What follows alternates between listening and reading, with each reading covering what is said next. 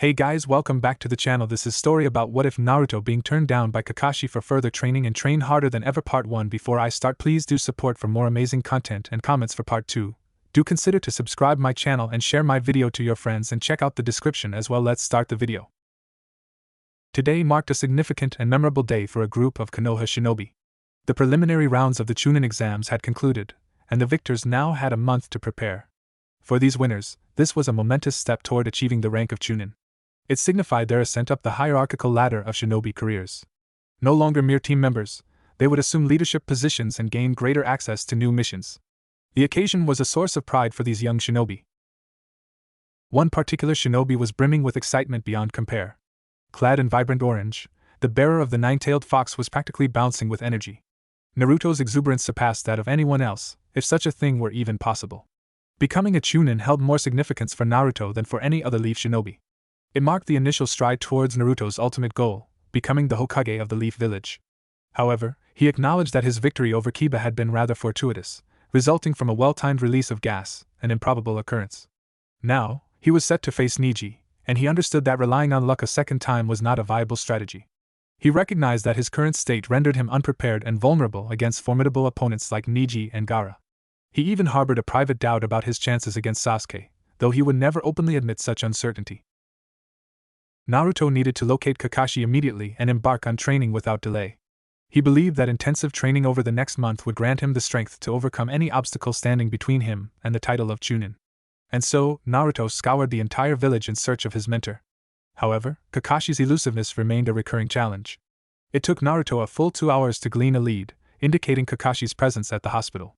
Naruto dashed across town to reach him. Inside the hospital, Naruto scanned the surroundings before turning to the attendant stationed behind the desk. Meeting her gaze, he flashed a warm, friendly smile and began, have you seen? Naruto, what brings you here? Are you visiting Sasuke? Kakashi's voice resonated as he approached. Hey, Kakashi. When can we start training for the prelims? I'm eager to get started right away. It'll take lots of practice, but I know I can handle it, Naruto exclaimed, closing the gap between them. Kakashi's response was direct and devoid of hesitation. I'm sorry, but I won't be your instructor. I have other obligations. Naruto stared at Kakashi, momentarily taken aback. Could this be real? His mentor refusing to train him? How could Kakashi possibly have something more pressing than guiding his training? It felt wrong, inconceivable. I'm guessing you're focused on training Sasuke, right? Naruto retorted, his voice laced with bitterness. Kakashi's response remained unwavering. It's none of your concern. But truth be told, that is indeed my intention. As for your training, I've arranged for you to work with Ebisu. Convincing him wasn't an easy feat. Naruto blinked, his mind racing. It was true, his mentor deemed him unworthy of instruction, reserving his guidance exclusively for Sasuke. Naruto realized this pattern had persisted since their days on Team 7, save for a few instances like the tree climbing exercise. Kakashi had predominantly devoted his time to training Sasuke, leaving Naruto and Sakura in the shadows. The irony of it all left Naruto bewildered. Kakashi was now pushing him to train under the watch of the self-proclaimed closet pervert. No, Naruto wouldn't accept that fate. He refused to be trained by anyone but Kakashi. Why him? He's a pervert, and he's weak. I already took him down when we fought, Naruto protested vehemently. Naruto, you need to understand your weaknesses as a shinobi, Kakashi's words struck like a hammer. Your grasp of chakra control is lacking, and you expend energy carelessly. Ebisu can help you address those shortcomings. Naruto's determination only grew stronger. No, I won't train with someone I can easily defeat. Fine. If Ebisu isn't suitable, find another mentor. But mark my words, if you don't, you'll be defeated by Neji. Whatever. Go tend to your precious Sasuke, Naruto fumed, storming out of the hospital. After a few moments, Naruto's mind cleared, and he resolved to find a mentor who could prove Kakashi wrong. He needed someone capable of honing his skills to overcome Neji. He made a vow to demonstrate his strength to Kakashi, to show he was on par with Sasuke. Ideas swirled in Naruto's mind as he contemplated potential mentors among Konoha's Jonin. Kurenai's fighting style didn't align, and the parents of the Ino Shikacho trio had distinct expertise.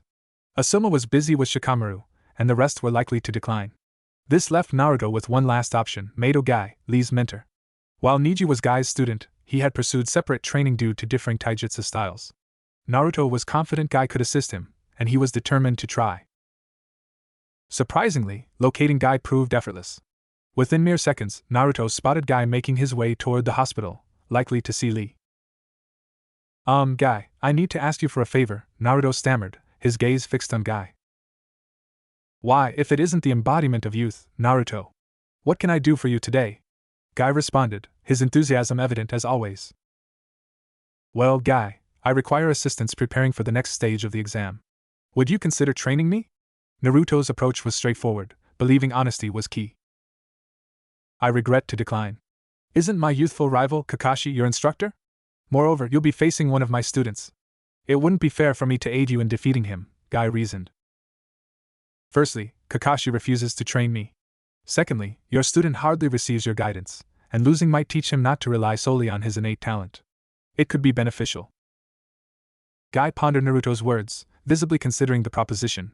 This was the first step in convincing him, and Naruto was ready to deliver the final persuasive blow. Guy, think of it this way. There are two compelling reasons for you to mentor me. Firstly, by training me, you demonstrate that dedication and effort can triumph over innate genius, thus proving Lee's perspective. Secondly, view this as a challenge to establish your teaching prowess over Kakashi. Guiding me to victory in the exam tournament would cement your superiority as an instructor, allowing you to revel in that victory over Kakashi. Naruto, your youthful ardor has swayed me. I shall train you. We'll illustrate that Lee's beliefs hold true. However, be warned, my training regimen is arduous, far more demanding than my rivals. No problem. I can handle whatever you throw at me. We will see about that, won't we? Naruto found himself in a serene state, enjoying the pleasant dream unfolding before him. In this dream, he had soundly defeated Sasuke, leaving Sasuke in awe of his prowess. Furthermore, Sakura had confessed her long-hidden affection for him. To cap off this dream sequence, he had been bestowed the title of Hokage, succeeding the retiring elder. Everything was perfect, and he reveled in the blissful illusion. Then came an abrupt, jarring sound, shattering the idyllic scene. Slowly, Naruto's eyes opened, only to be met with the most unwelcome sight: Mato Guy standing at his bedside, accompanied by a couple of imposing boxes. What the Guy-sensei, what are you doing here? How did you even find my place? Naruto groggily inquired, the world around him gradually coming into focus. And seriously, do you realize what time it is? Guy, donning his characteristic enthusiasm, responded with a grin. Ah, my youthful student, discovering your location was no challenge. As for the reason I'm here, it's time to commence your training. And, for the record, it's 5 a.m. Isn't that a tad early? You know, when people are supposed to sleep and stuff. Not if one seeks to best Niji and ascend to the exalted rank of Chunin, my vibrant protege. Alright, give me 5 minutes, and I'll be ready. Very well, my determined pupil. I'll await you in the kitchen, where the morning ambrosia known as prune juice awaits, Guy responded before making his exit. Naruto found himself reflecting on the previous day, which had led to this unlikely scenario. He let out a resigned sigh, understanding that this endeavor would be an arduous undertaking. However, he was determined not to let Kakashi or Sasuke have the final laugh. Even if it meant rising at 5 a.m., Naruto was committed to achieving victory. Guy couldn't help but smile when, 5 minutes later, he witnessed Naruto emerging from his room. The young shinobi was resolute and ready to confront the challenges ahead, imbued with the same fiery determination Guy had witnessed during Naruto's encounter with Kiba. In the subsequent hours, Naruto diligently came and went, completing the assigned deliveries. With each return, he appeared progressively fatigued yet unwavering in his resolve. Guy shadowed his progress, recognizing Naruto's steadfast dedication.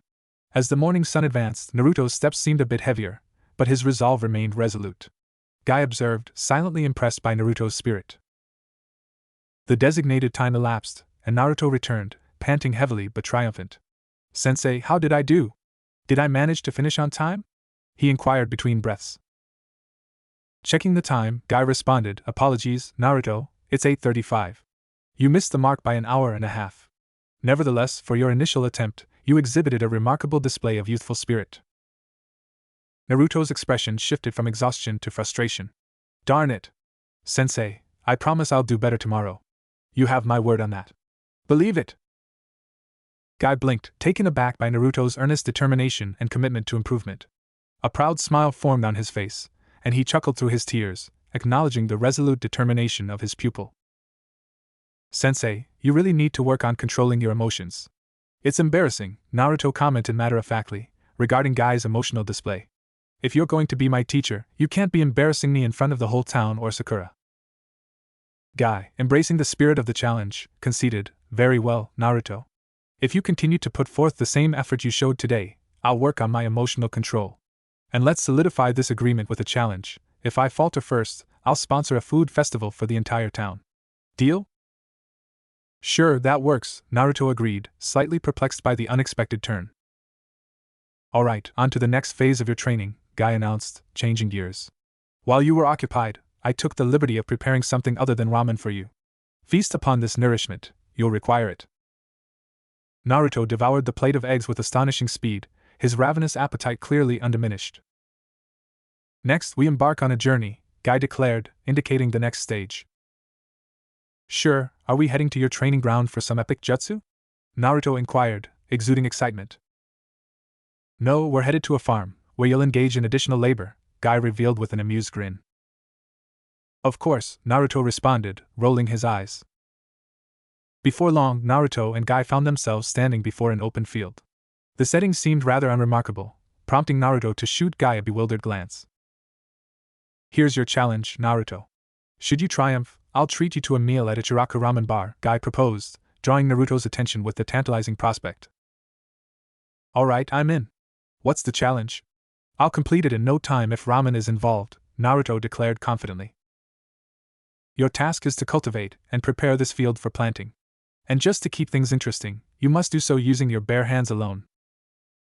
Naruto's confidence wavered. You must be kidding. That's beyond insane. Well, if you're not up for the challenge, remember that winning is the only way to secure that ramen feast, Guy retorted playfully. Fine, I'll get started. You better have those bowls of ramen ready, Naruto proclaimed as he marched toward his designated task. Also, no shadow clones allowed this time. That would make it far too easy, Guy added as he activated a summoning jutsu. A crimson turtle materialized out of thin air. Ninkame, keep a watchful eye on Naruto. I have some errands to attend to in town, Guy instructed before departing. Naruto couldn't help but shake his head at the odd sight of a red turtle observing him. Yet the promise of free ramen propelled him to embrace the laborious challenge before him. Guy ventured into town, confident in his estimation of the time it would take for Naruto to complete the task. He was resolute in ensuring Naruto's growth, fueled by the memory of Kakashi's bet. As Guy walked, he encountered a familiar cloud of smoke. He couldn't help but react with bemusement, for he had never imagined this scenario unfolding. Well, Kakashi, my spirited rival, what brings you here? Are you here to accept my challenge this time? Guy jested, recognizing his enigmatic counterpart even amidst the smoke. No, that would be futile. I've come to inquire, why are you training Uzumaki Naruto? Kakashi's voice emerged from the dissipating smoke. Because he sought guidance, and because his heart is ablaze with the fires of youth. But pray tell, why does it matter to you? You declined to train him yourself. Not true. I recommended Ebisu as his tutor. What could you possibly offer him? Isn't he slated to face one of your own students in the Chunin exam? What kind of instructor trains a student who will soon stand against his own teammates? Guy maintained his composure, determined not to yield to emotion and lose the bet. Simple, one who instructs Konoha's shinobi when their designated mentors abstain. But enough of this. Beneath your concerns lies a fear that my training will surpass your own efforts. You're apprehensive that Naruto will outshine your cherished Sasuke. Kakashi scoffed, dismissing Guy's assertion. You're utterly deluded. That has no bearing on my inquiry. Very well, if you seek to extricate yourself from this, let's propose a wager. If Naruto triumphs in the tournament, I emerge victorious. Conversely, if Sasuke prevails, you shall claim victory. Should Naruto win, he'll be placed under my tutelage. And if Sasuke emerges victorious, I shall refrain from issuing any further challenges. Find someone else to engage in your whimsical wagers. It'll be a relief not to entertain your exasperating challenges anymore. As Guy continued his training, he knew that Kakashi's reaction was a clear sign of concern. Determined to make Naruto stronger, Guy pressed on, resolved to fulfill the promise he had made to his young student. Hours later, Guy returned to find Naruto sprawled out, resting beside the completed field. Ninkame, the vigilant turtle, remained by his side. Guy, this one's impressive. He completed the task fairly swiftly. I sense a remarkable potential within him, Ninkame commented approvingly. Guy grinned, acknowledging Naruto's fortitude. Indeed, my spirited student possesses an abundance of untapped potential. He's preparing to face an upcoming challenge with the same verve he displayed earlier. Naruto awoke to a familiar sight the next morning, Guy marching energetically toward his house. Learning from the previous day, Naruto had prepared in advance, ready to tackle the milk and newspaper deliveries within the allotted 2 hours. He greeted his sensei with a knowing smile. "Hey there, Guy-sensei. Same training as yesterday?" Guy returned Naruto's smile with a small smirk. "Yes and no. Today, you'll repeat the morning routine, and then we'll build upon it. Also, I've got something special for you to wear." From his bag, Guy produced a green uniform, not the one he and Lee wore, but similar, just orange instead of green, with some added black accents. "Thanks, sensei. This is cool," Naruto exclaimed, genuinely appreciating the gift. "Careful not to thank me too soon, my youthful student," Guy teased, tossing the uniform to Naruto. Naruto reached out to catch it, only to realize that it was surprisingly heavy. It weighed quite a bit more than he expected. Puzzled, he looked up at Guy. "You're probably wondering why it's so heavy.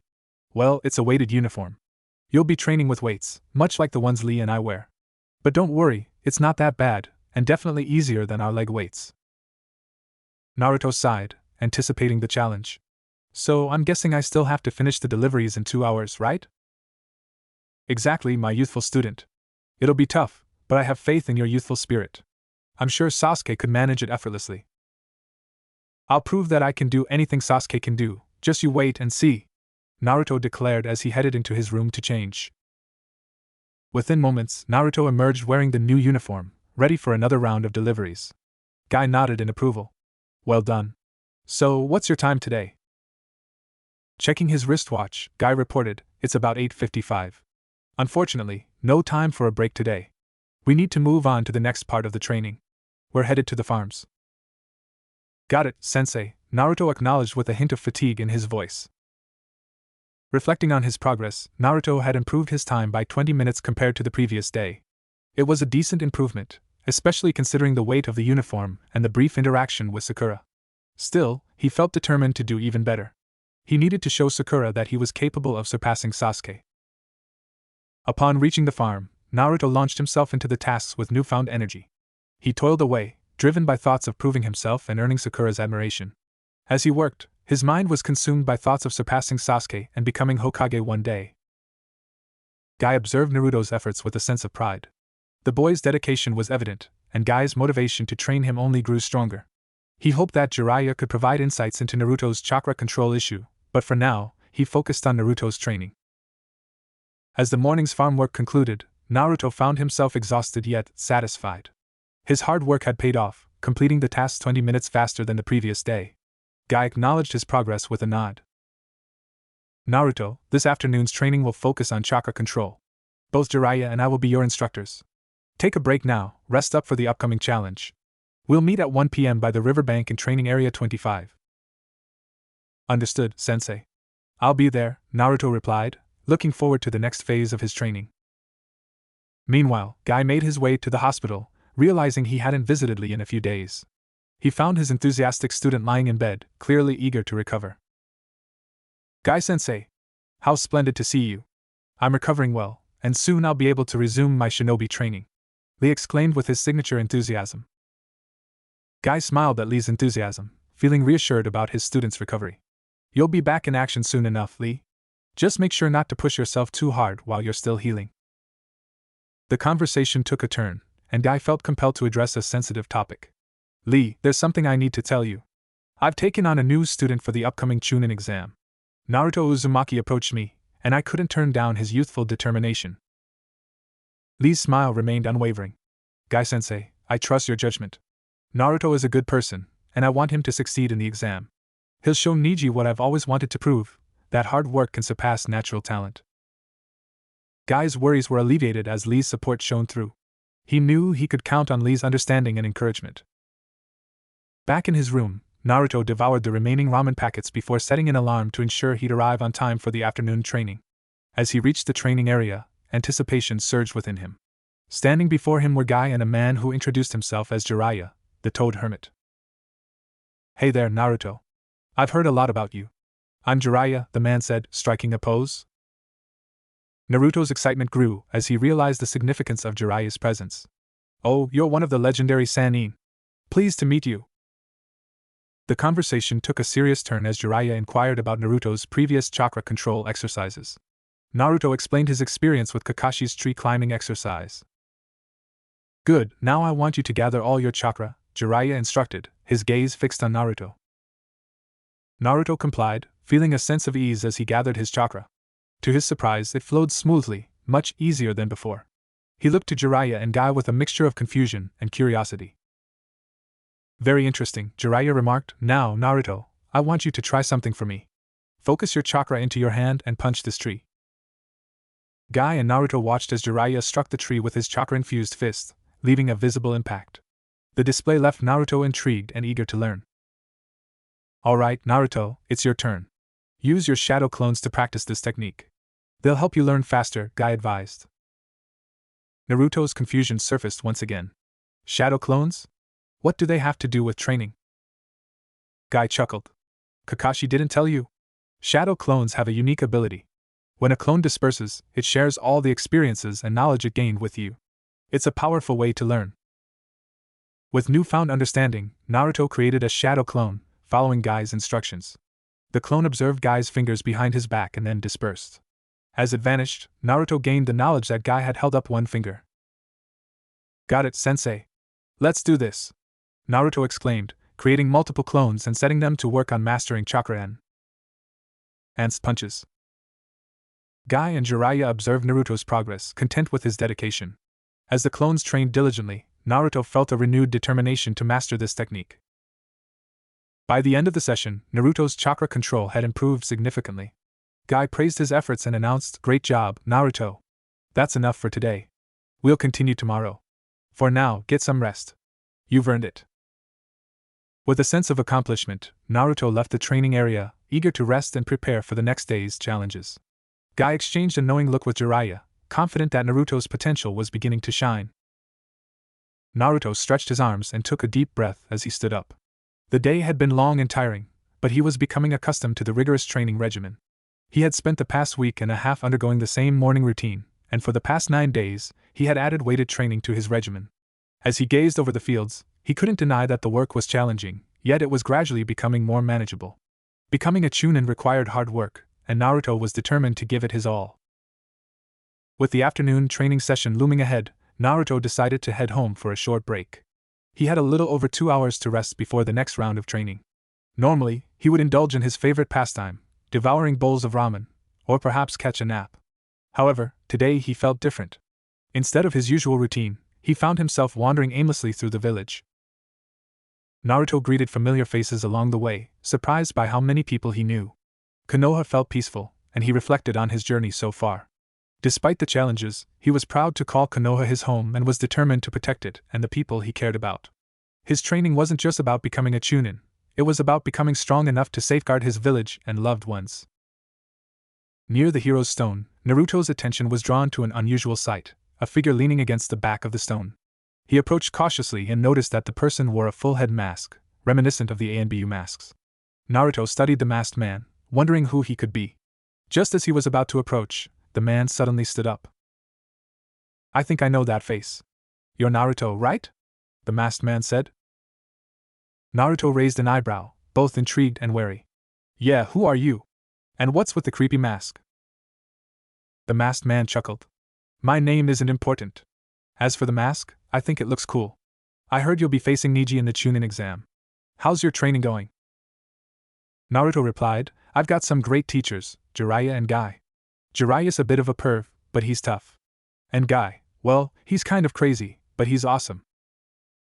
"Jiraiya, huh? He can be a handful. And Guy, the taijutsu master. I bet you're learning taijutsu. You know, I've got a technique that might help you. Have you heard of the body flicker jutsu?" "Yeah, it's a chakra-based move that lets you move really fast, right?" Naruto replied. "That's right. It's simple in concept but can be quite powerful, especially against certain opponents. Want me to show you?" Naruto's curiosity was piqued. "Sure, show me." The masked man demonstrated the body flicker jutsu, disappearing and reappearing with incredible speed. Naruto was impressed by the display of skill. The masked man stopped in front of Naruto. "Interested in learning it?" the masked man asked. Of course. After seeing that, how could I say no? Naruto exclaimed. The masked man explained the technique in detail, focusing on chakra control and speed. Naruto attempted the move several times but struggled to get it right. Determined, he continued practicing until the masked man decided to leave. As Naruto continued practicing, Guy and Jiraiya waited at the training ground, growing concerned as their student was late. Guy's worry escalated, but Jiraiya seemed more preoccupied with the group of young women by the river.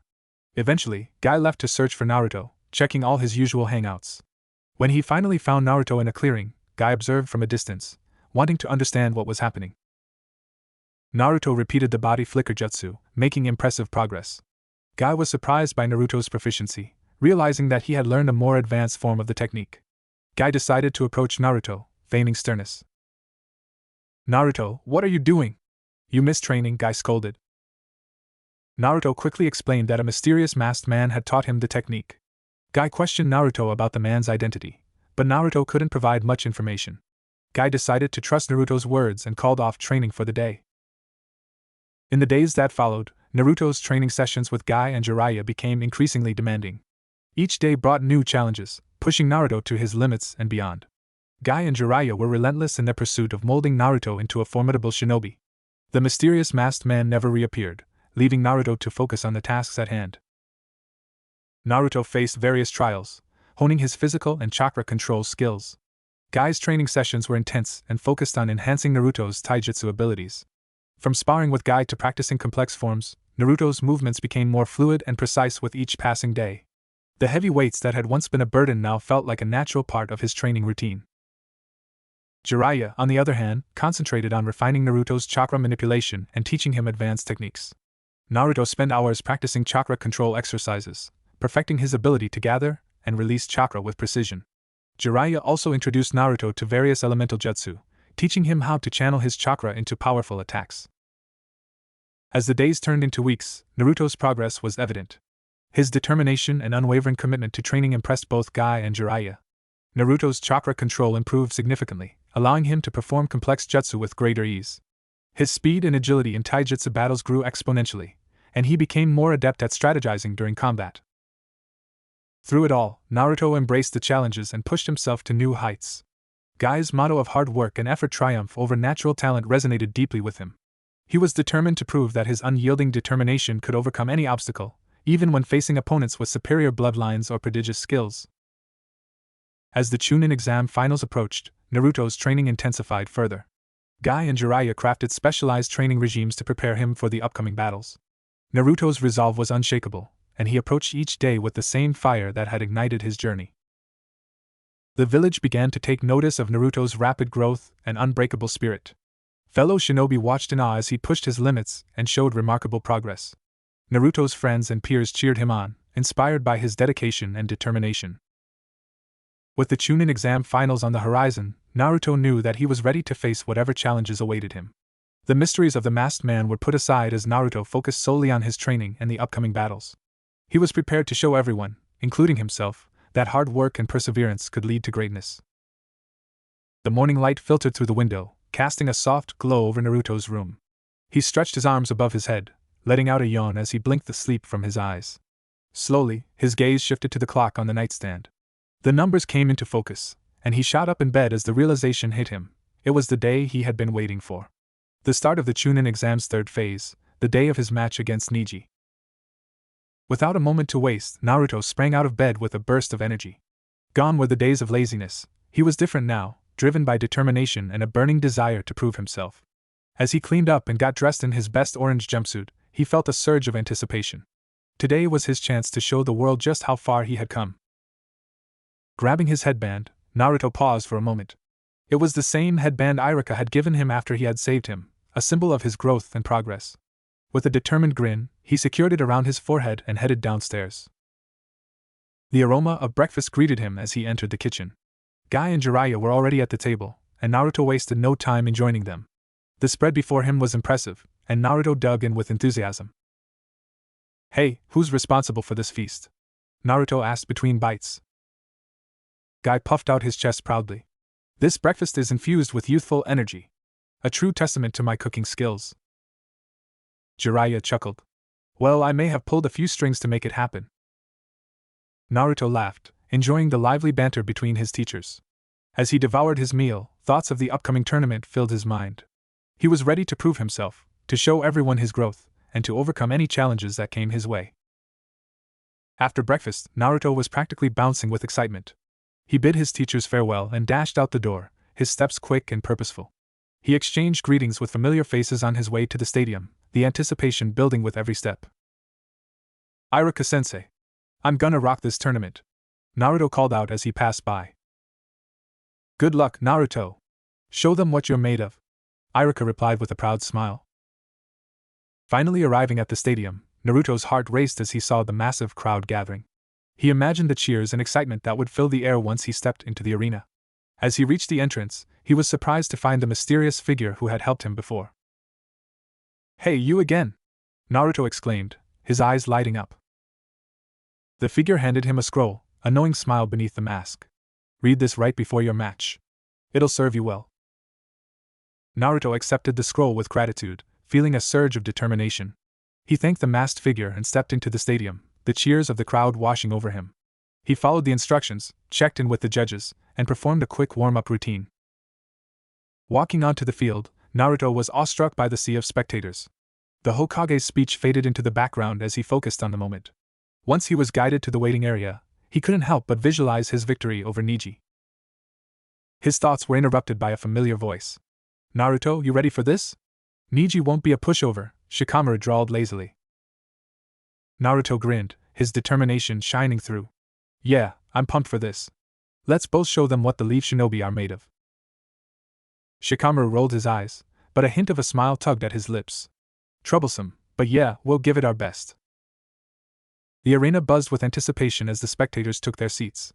Among the crowd, Jiraiya and Guy exchanged glances, their thoughts turning to Naruto's training over the past month. I've got a feeling Naruto's really going to shine today, Jiraiya remarked with a grin. Guy nodded enthusiastically. His dedication and spirit have grown exponentially. He's a true testament to youthful energy. Over by the railing, Tenten and Lee leaned against the barrier, their expressions pensive. Lee, my friend, while we recover, we can focus on supporting our fellow Leaf Shinobi, Tenten said, a determined glint in her eyes. Lee nodded in agreement, his bandaged arm resting on his chest. You're right, Tenten. We'll cheer them on with the power of our hearts. On the other side of the arena, Sakura watched the bustling crowd, her thoughts torn between Naruto and Sasuke's matches. Naruto, I know you'll give it your all, she whispered, her fingers unconsciously gripping the railing. And Sasuke, wherever you are, I hope you're okay. A few rows behind her, Ino chimed in. Sakura, do you think they'll both win? Sakura turned to her friend with a confident smile. Of course they will, Ino.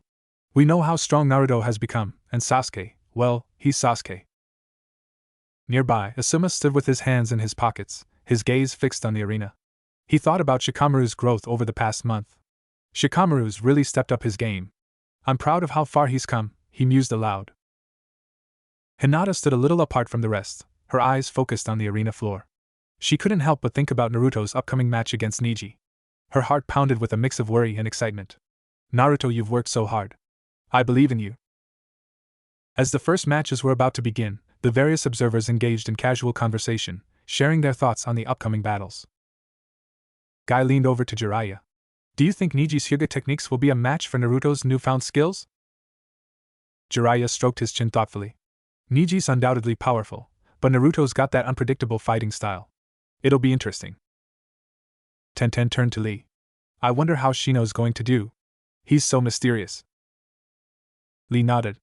And Kankuro's puppets. They're quite the challenge. I hope our friends give it their all. Asuma glanced at Hinata.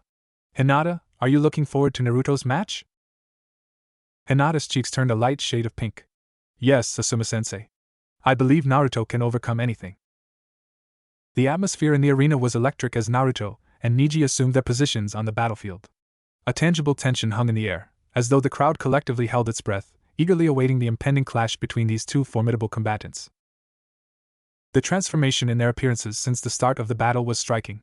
Naruto's usually vibrant, sun-kissed hair was now matted with sweat, and his whisker-like scars seemed more pronounced under the relentless pressure of combat.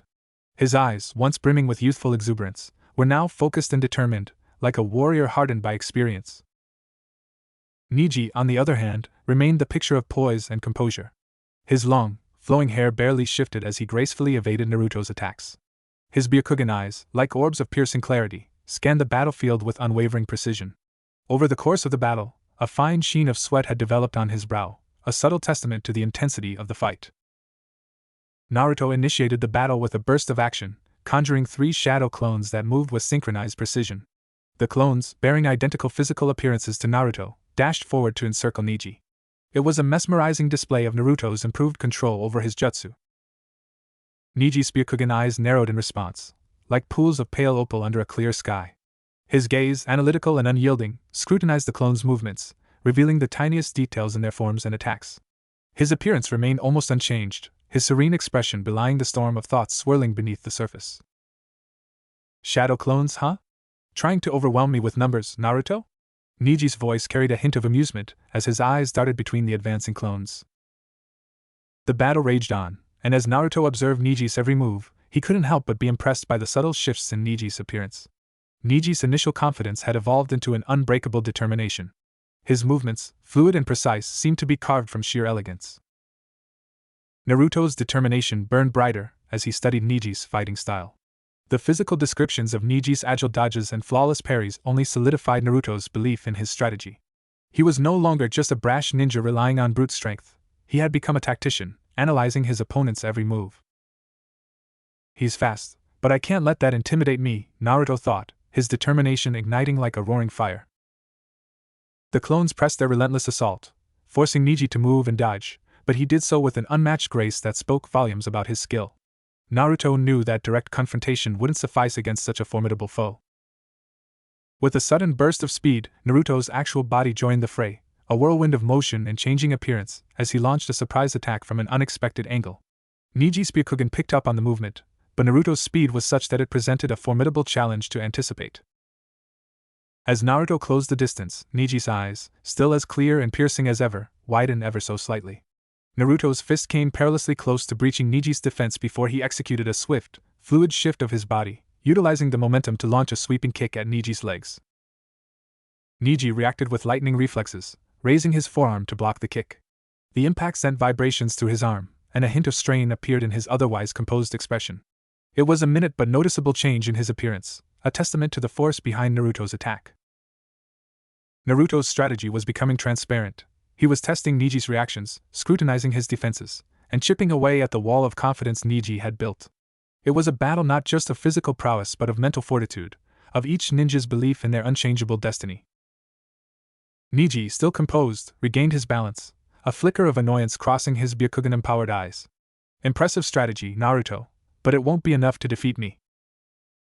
Naruto grinned, beads of sweat clinging to his whiskered cheeks like pearls. I'm just getting started, Niji. With Naruto's determined eyes never leaving Niji, the battle continued, each clash revealing more about their physical appearances and fighting styles.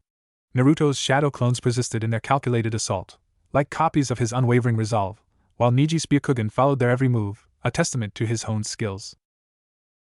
Niji, with his ever-stoic appearance, continued to parry and evade Naruto's attacks effortlessly. The crowd watched in awe as Naruto's shadow clones lunged from different angles, testing Niji's ability to react swiftly. Niji's Byakugan allowed him to track the movements of each clone, and he countered with an elegance that spoke of his mastery. However, Naruto's unwavering determination shone through as he adapted his strategy. He had observed a subtle pattern, a split-second delay in Niji's dodge to the left, a slight hesitation before evading to the right. He's good, but he's not invincible, Naruto mused, his appearance betraying a growing confidence as he formulated a daring plan in his mind. The battle continued, each move and countermove an intricate dance of physicality and strategy. Naruto's determination and analysis of Niji's fighting style led to a pivotal moment. With a burst of speed, Naruto's real body dashed forward, his movements swift and unpredictable. Niji's eyes focused on Naruto's approach, his keen senses picking up on the change. As Naruto closed in, he abruptly shifted his weight to the left, mimicking the motion that had revealed Niji's blind spot. Niji's instincts kicked in, and he began to shift his guard to block from the left. It was the opening Naruto had been waiting for. In that split second, Naruto's foot swept out in a low kick, targeting Niji's right leg. Niji's eyes widened as he realized his mistake, but it was too late. Naruto's kick struck true, sweeping Niji's leg out from under him. Niji stumbled, momentarily losing his balance, and Naruto seized the opportunity. With a lightning-fast spin, Naruto landed a powerful strike to Niji's midsection. The impact sent Niji sliding back several feet, and the crowd erupted into cheers. Naruto's heart pounded with exhilaration as he stepped back, his eyes never leaving Niji's. The Hyuga prodigy slowly regained his footing, his appearance now showing a mixture of surprise and realization, a break in his otherwise unyielding facade. "Nice move, Naruto," Niji admitted, a hint of respect in his voice. "You exploited my blind spot." Naruto grinned, sweat beading on his forehead, a testament to his physical exertion. "Told you I'd find a way." The two shinobi circled each other once more, the intensity of the battle reaching its peak. Naruto's strategy had paid off, and he had managed to pierce Niji's defense. The crowd buzzed with excitement, fully immersed in the spectacle before them. As the match raged on, Naruto and Niji clashed with unyielding determination. Each strike, each dodge, and each counterattack showcased their skill and resolve. The arena was a stage for their rivalry, a testament to their growth as shinobi. As the intense battle continued, Naruto's mind raced with possibilities. He knew he had to keep pushing his limits if he wanted to overcome Niji's formidable skills. Drawing on his determination and the training he had undergone, Naruto formulated a daring plan that combined 3 different techniques to their greatest effects. Naruto's blue eyes blazed with determination as he drew upon the chakra of the Nine Tails within him. The air around him crackled with energy as he tapped into the immense power dormant within his very being. Naruto's physical presence seemed to grow, his aura radiating with an undeniable intensity, a change in his appearance that was impossible to ignore. Niji's Byakugan widened slightly, sensing the overwhelming chakra that Naruto was channeling. He adjusted his stance, his gaze fixed on his determined opponent. Naruto's risky move had caught Niji's attention, and he could sense the imminent threat. With a deep breath, Naruto initiated the body flicker technique, utilizing the speed-enhancing jutsu he had learned. In an instant, he disappeared from Niji's line of sight, leaving only a blur in his wake. Niji's eyes darted around, tracking Naruto's movements as he struggled to keep up with the sudden burst of speed. Then, Naruto's form materialized before Niji, his momentum carrying him forward with incredible velocity. As he closed the distance between them, Naruto's right leg shot out in a swift, powerful arc. His foot connected with Niji's side, sending shockwaves through the air. The leaf hurricane kick, a move he had honed through relentless training, hit its mark with precision. The impact was fierce, and Niji's defenses wavered under the onslaught. Naruto's chakra-infused strike landed squarely, forcing Niji to stagger backward, his breath momentarily taken away. The crowd erupted in cheers, their excitement matching the intensity of the battle unfolding before them. Naruto's blue eyes gleamed with triumph as he executed the combination to its fullest effect. He had utilized the Nine Tails chakra to enhance his strength, the body flicker technique to close the distance in an instant, and the leaf hurricane kick to deliver a devastating blow. His strategy had worked flawlessly, showcasing the culmination of his growth and determination. As Niji recovered from the impact, his gaze locked onto Naruto with renewed focus. The battle was far from over, and Niji's resolve remained unshaken. Naruto had proven himself to be a formidable opponent, but Niji's skills were not to be underestimated. The clash between the two shinobi continued, each move and countermove a testament to their unwavering determination to emerge victorious.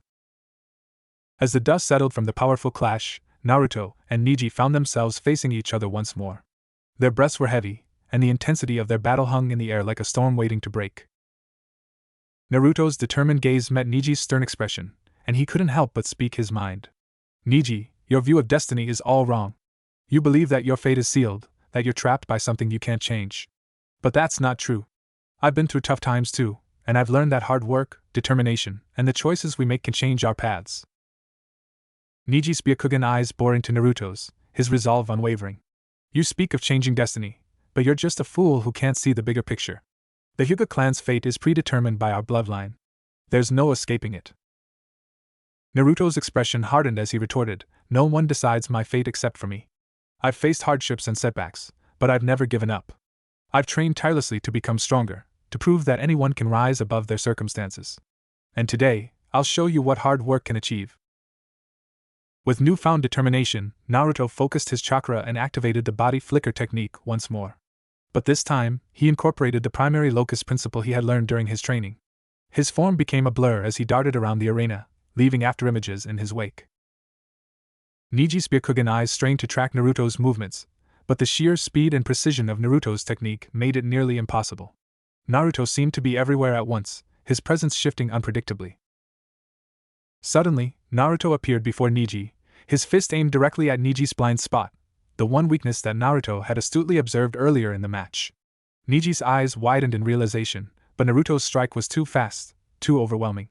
The force of the blow connected with Neji's side, and a shockwave reverberated through the arena. Neji staggered back, his defenses breached by Naruto's skillful maneuver. The impact left Neji momentarily winded, his confidence shaken. Naruto's words echoed in his mind, challenging his beliefs and pushing him to question the very foundation of his outlook. The crowd erupted into cheers, their excitement echoing Naruto's triumph. Naruto stood his ground, his chest heaving as he faced Neji with unyielding resolve. Neji, this is my answer to your misguided view of destiny. I've worked hard to get here, and I won't let anyone belittle the effort I've put in. Our paths are not set in stone, we have the power to shape our own futures. Neji's eyes flickered, a mix of frustration and contemplation clouding his expression. Naruto's words had struck a chord within him, challenging his convictions and forcing him to reevaluate his beliefs. Naruto looked at the victory he had just achieved and let off a large smile. He had done it, he had won against Neji. He had pulled off the victory which no one else though could win. Still, it a close run thing as true as far from assured. Naruto looked across the arena floor at his rival who had just defeated. Naruto hoped that he would be able to now see past that his own fate was decided already.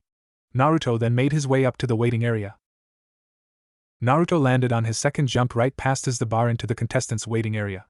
As he looked at the other waiting competitors, he gave off a large smile, looking in the direction of a number of his fellow competitors.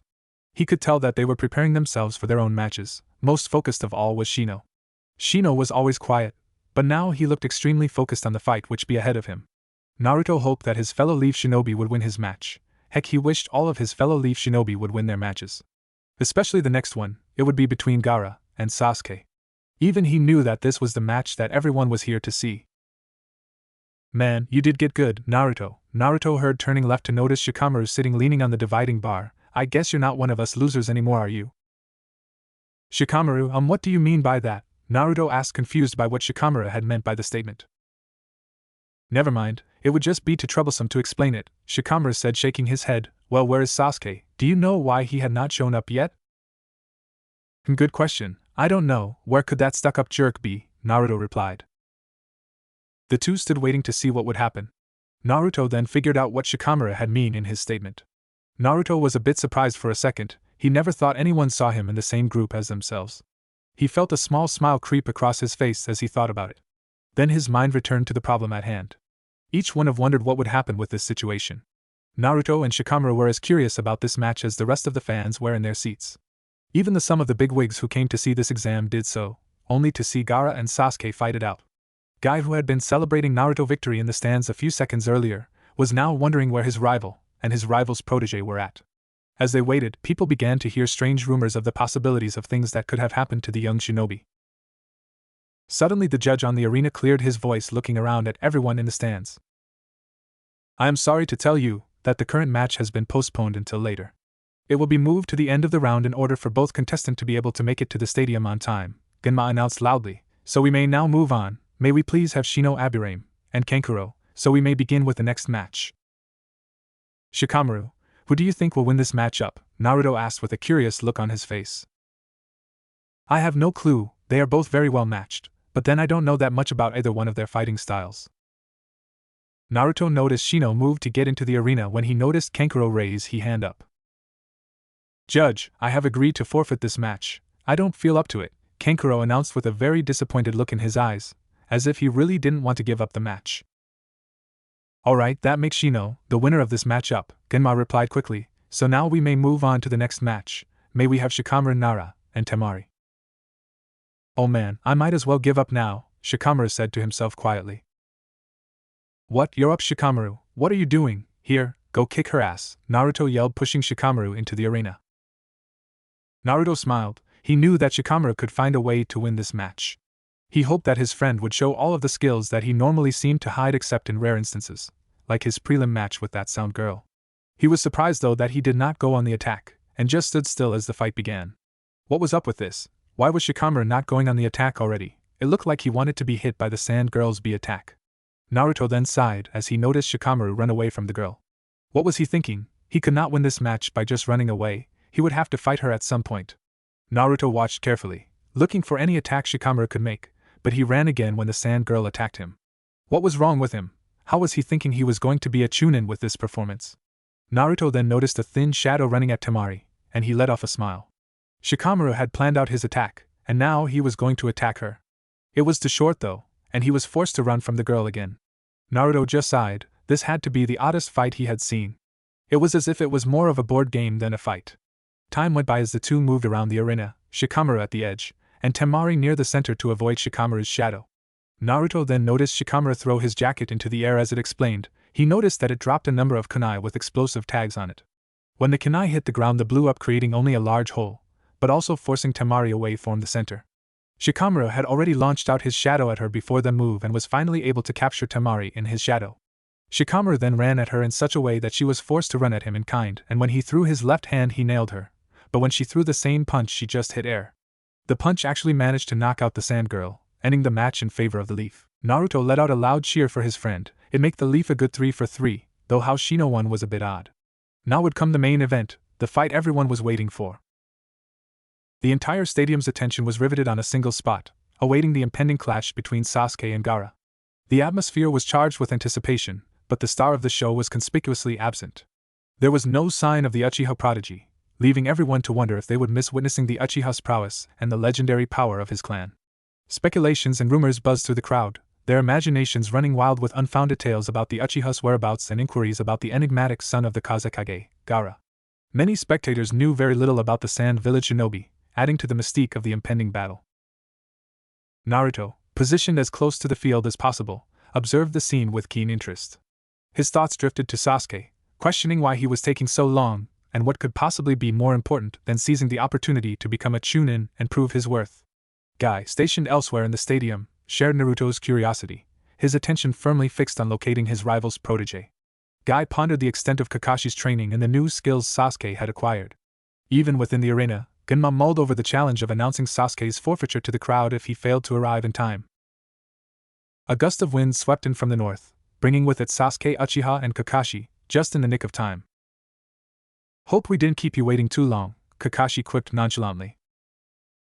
"Well, you certainly cut it close," Genma replied wryly. "Let's hope Sasuke doesn't pick up any of your tardiness, Kakashi." "Who knows? Let's get this match started, shall we?" Kakashi replied, vanishing in a puff of smoke. Guy anticipated Kakashi's arrival with uncanny precision, having become accustomed to his rival's patterns over the years. "You're running late, as usual," Guy remarked with a grin. "What can I say? There's always so much to do, so little time," Kakashi replied with a seemingly casual smile. "So, how did Naruto fare?" "True to your expectations, my rival, he emerged victorious," Guy announced. "Is your protege prepared for his match?" "Absolutely. You know Sasuke," Kakashi replied with his characteristic nonchalance. "Shall we get this started then?"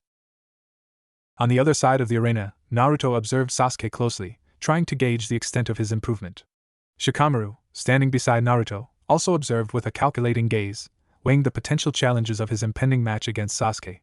Naruto turned his attention back to the battle, fixating on Gaara and Sasuke.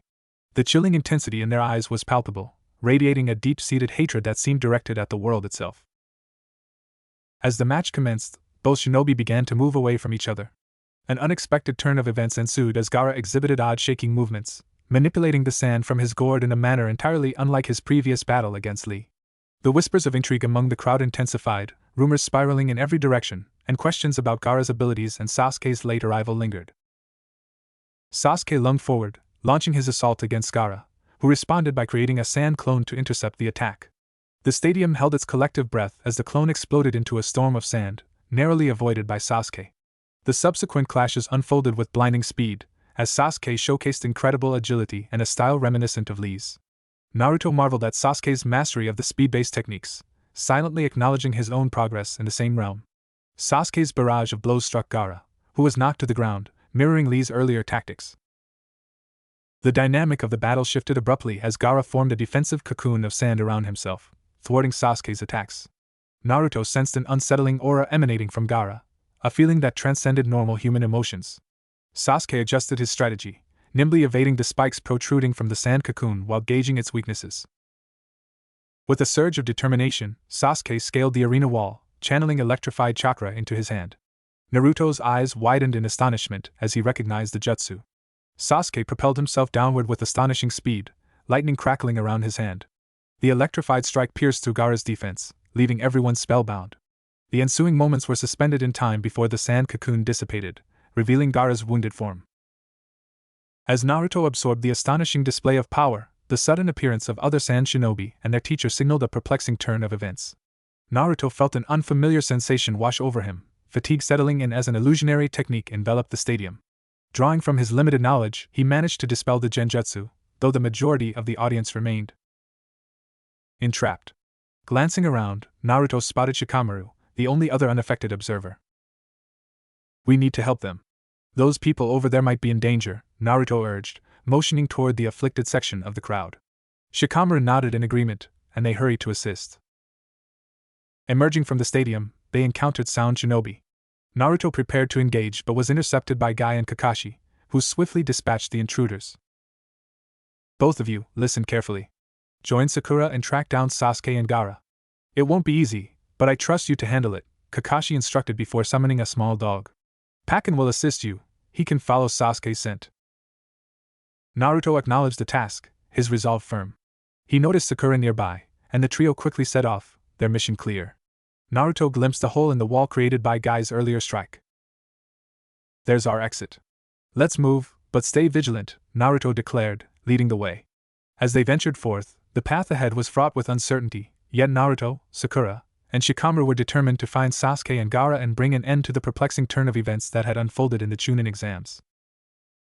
Naruto's foot landed solidly on a large tree branch, following Pakken's chosen path. Smoke billowed from the village ahead, a troubling sight that tugged at Naruto's concern for the attacked villagers.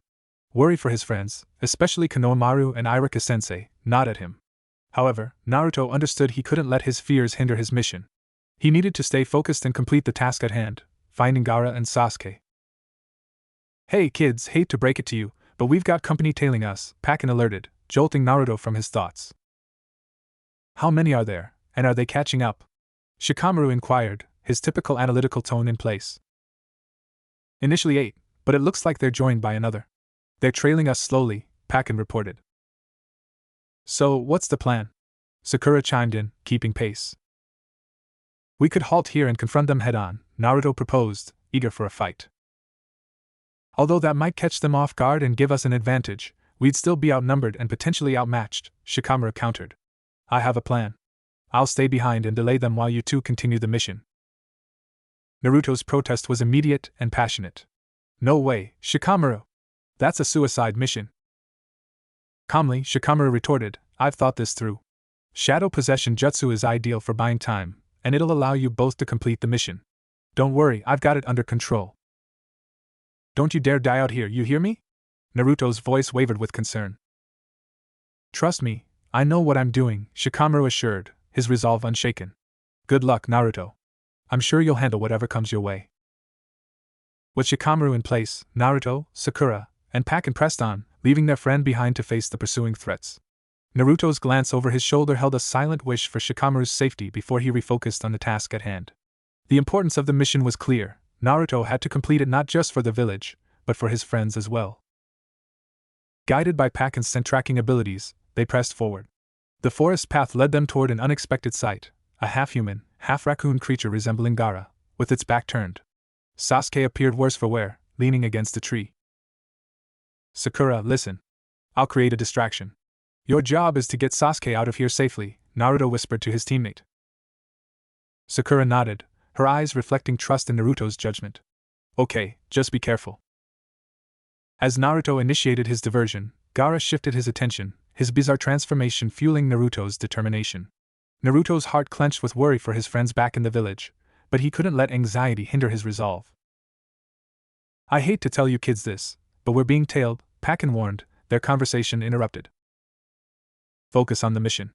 We'll worry about that later," Naruto declared, his eyes locked on the challenge before him.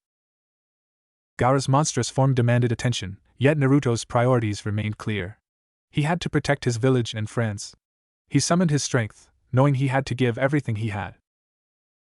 Raccoon arm! Gaara roared, lunging at Naruto.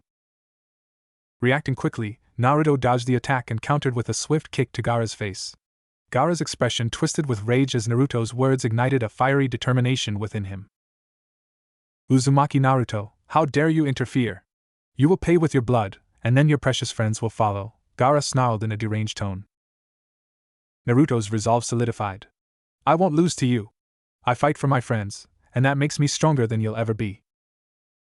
Gaara's transformation continued, morphing into a raccoon-like demon that chilled Naruto to his core. Despite the overwhelming threat, Naruto stood firm, his heart aflame with determination. Sand Shuriken! Gaara exclaimed, launching a barrage of deadly projectiles at Naruto. Undeterred, Naruto activated his Leaf Hurricane, rapidly evading the shuriken and approaching Gaara. The dance of evasion continued as Naruto maneuvered around Gaara, assessing the situation. But Gaara had other plans. A massive wave of chakra surged from him, crushing Naruto's shadow clones and hurling him back. As the dust settled, Gaara stood ready to continue the battle. Naruto struggled to rise, pain throbbing through his chest. His fight wasn't over yet, not as long as he had strength left to protect his friends. He staggered to his feet, his will unyielding. Then, the moment of realization hit him. He had to use it, the technique he had been uncertain of. Gritting his teeth, Naruto charged toward Gaara once more.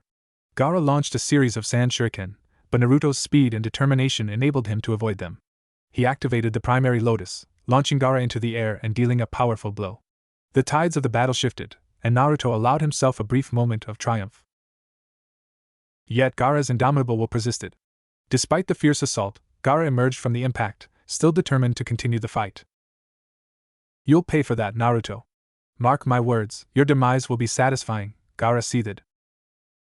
As Gaara launched another assault, Naruto found himself propelled into the air by a blast of sand. He hit the ground hard, his body aching and battered. He summoned every ounce of strength he had left, a determined glint in his eyes. Summoning Jutsu! Naruto called out, utilizing the technique he had been taught. Summoning Gamabunta, Naruto found himself atop the massive toad's back. Gamabunta's strength and experience bolstered Naruto's resolve as they engaged Gaara's monstrous form. Boss, we've got to stop him. He's a danger to everyone I care about, Naruto pleaded. Kid, I see it. Let's take him down. Just hold on tight, Gamabunta grunted. With a mighty charge, Gamabunta attacked, slicing Gaara's arm with his sword. Although the damage was minimal, it was a start. Gaara retaliated, firing air bullets that Gamabunta skillfully dodged. Gamabunta's experience and Naruto's determination proved to be a formidable combination. As they continued the battle, Gaara's monstrous form began to weaken. Naruto saw an opportunity and launched himself at Gaara, delivering a powerful blow before landing back on the ground. Gaara lay defeated, a shattered and battered version of his former self. Naruto could hardly believe the battle was over. Exhausted but triumphant, he approached Gaara, their eyes meeting. What gives you such strength? How can you keep fighting? Gaara's voice held a mix of confusion and frustration. Naruto's reply was unwavering. It's simple. I fight to protect those I care about. My friends are worth fighting for, and that's what makes me stronger. As the dust settled, Temari arrived, carrying Gaara away. Naruto watched, his smile one of accomplishment. He had managed to protect his friends, to stand against overwhelming odds, and emerge victorious. Lying on the ground, Naruto waited for his energy to return, his spirit unbroken. He knew that this fight was just one step in a larger journey, one where he would continue to defend his village, his friends, and everything he held dear. Naruto woke up with a sense of renewed energy, a broad grin stretching across his face as he got out of bed. The previous night's sleep had been particularly satisfying after spending 2 days in the drab hospital recovering from his intense battle with Gaara. He couldn't help but chuckle at the memory of Sakura's complete preoccupation with Sasuke during his hospital stay. She hadn't even brought him any ramen. Luckily, he had more than made up for it once he was out, treating himself to a feast that was generously charged to Irika's account. Getting dressed and ready for the day, Naruto knew he had an important appointment, a meeting with the Hokage. Sarutobi, the old man, had managed to drive off Orochimaru during their battle, an impressive feat by any standard. The village was still intact, and Naruto couldn't imagine a Konoha without the Hokage. Hurrying through the streets of Konoha, Naruto greeted people with his usual enthusiasm, albeit in a bit of a hurry. He dashed past the guards at the Hokage's office, waving a quick greeting as he entered. His arrival seemed to be the last one, with the Hokage, the exam proctors, and even Shikamaru already present. Naruto, good to see you made it, the Hokage greeted him with a warm smile.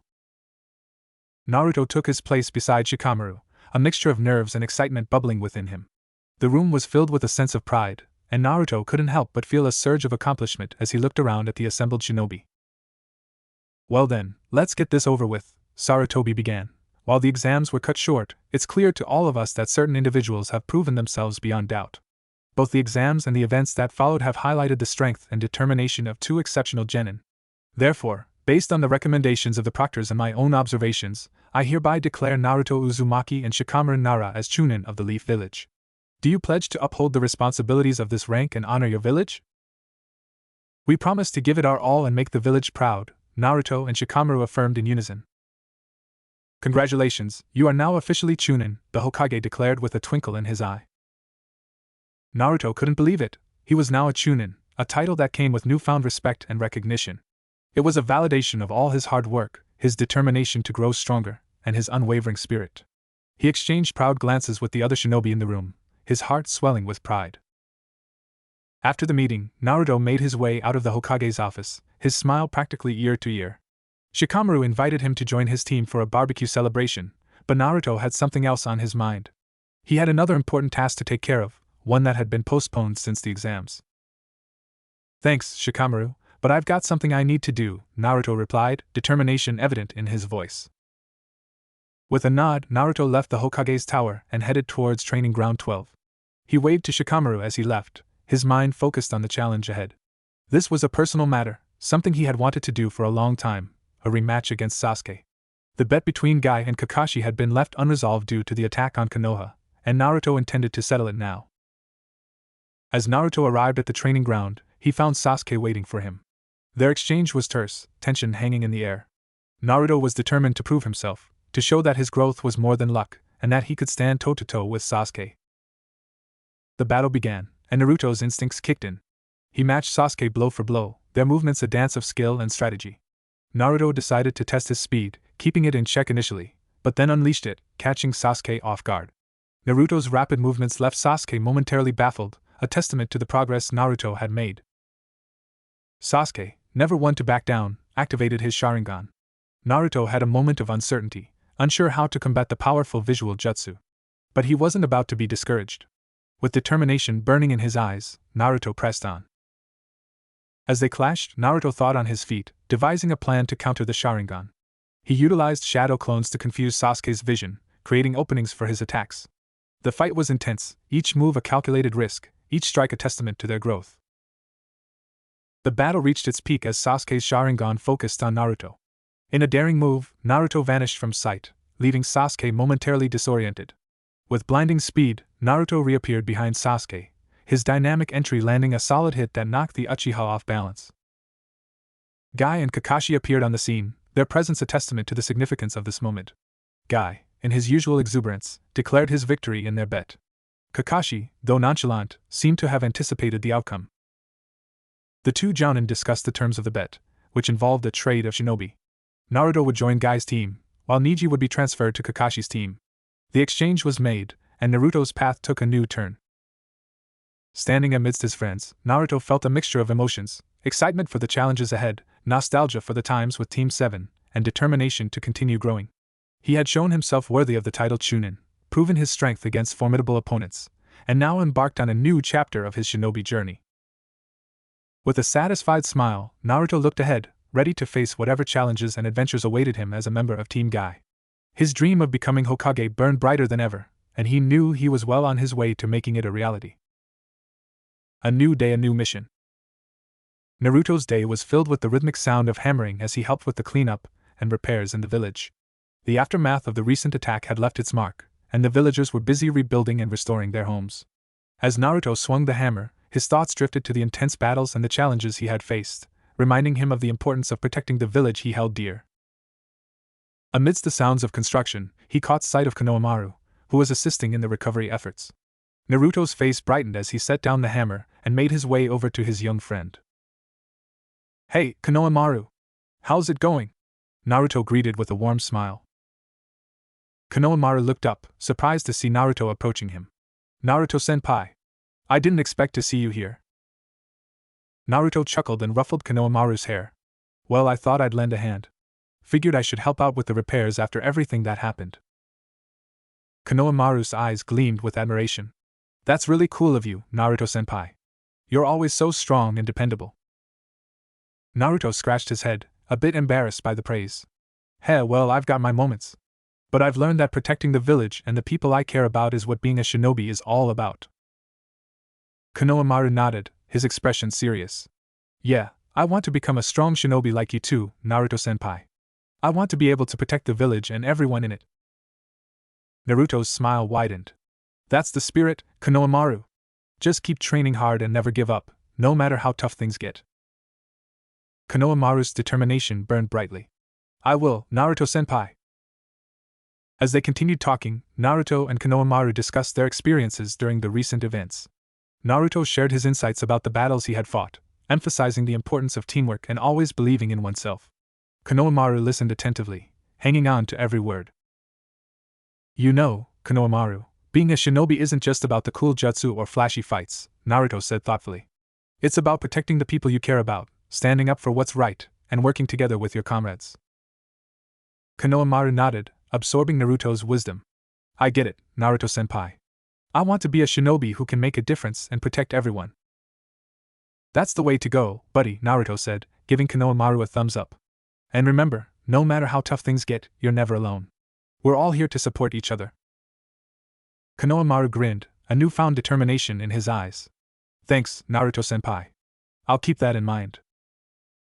With a satisfied nod, Naruto returned to his work, hammering nails and contributing to the rebuilding efforts. Konohamaru joined him, eager to do his part in restoring the village to its former glory. As they worked side by side, the bond between mentor and student grew stronger, a testament to the enduring spirit of the Leaf Village and its shinobi. Amidst the ongoing cleanup and rebuilding efforts, Naruto spotted Tenten diligently working on repairing one of the damaged structures. He decided to take a break from his own tasks and approached her with a friendly grin. Hey, Tenten! You're really putting in the effort here, Naruto called out, catching her attention. Tenten looked up, wiping sweat from her brow with a smile. Thanks, Naruto. It's important to do our part and help the village get back on its feet. Naruto nodded in agreement. You're absolutely right. We've got to show that the Leaf Village is strong and united, no matter what. Tenten's eyes sparkled with determination. Exactly. Plus, it feels good to see the progress we're making. Yeah, it's like rebuilding our home together, Naruto added. By the way, how's Neji holding up? I know he took quite a beating during the attack. Tenten's expression softened. Neji's tough, as always.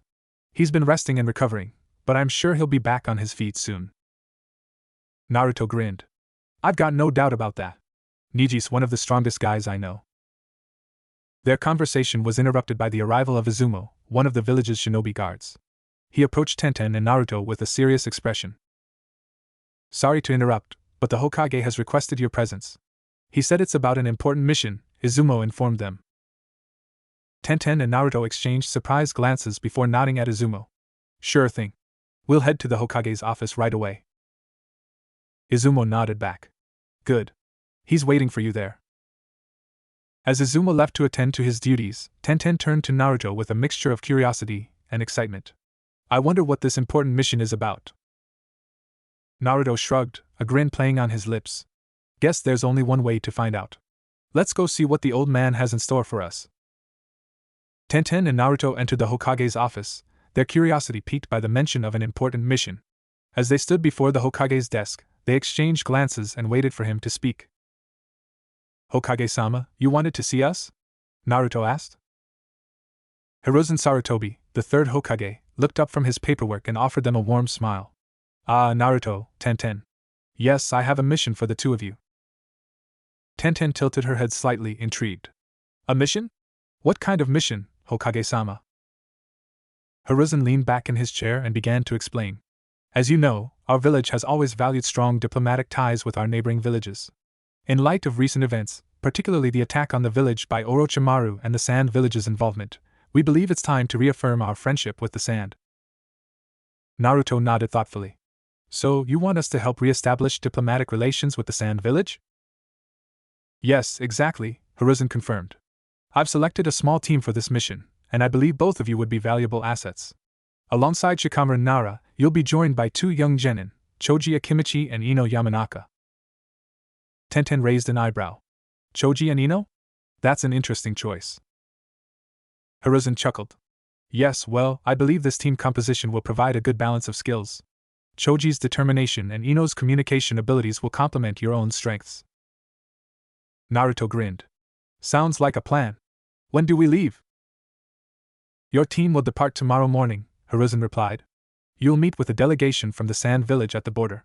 Your primary objective is to establish open communication and express our desire for continued friendship and cooperation. Tenten nodded. Understood, Hokage-sama. We'll do our best to represent the Leaf Village well. Naruto added with determination, yeah. We'll show them that the bonds between our villages are unbreakable. Hiruzen's smile grew even warmer. I have no doubt that you will, Naruto. This mission is of utmost importance, and I trust you all to handle it with the utmost care and diplomacy. As they left the Hokage's office, Tenten and Naruto discussed their upcoming mission. It's going to be interesting working with Choji and Ino, Tenten mused. Naruto grinned. Yeah, I bet Choji will make friends with anyone if there's food involved, and Ino's got that whole flower shop thing going for her. They'll be great for this. Tenten chuckled. True. Let's make sure we're well prepared for tomorrow. We need to make a strong impression. Definitely, Naruto agreed. Time to get ready for some diplomacy, ninja style. Romance is in the air? The next morning, Naruto gathered his belongings and headed towards the meeting point.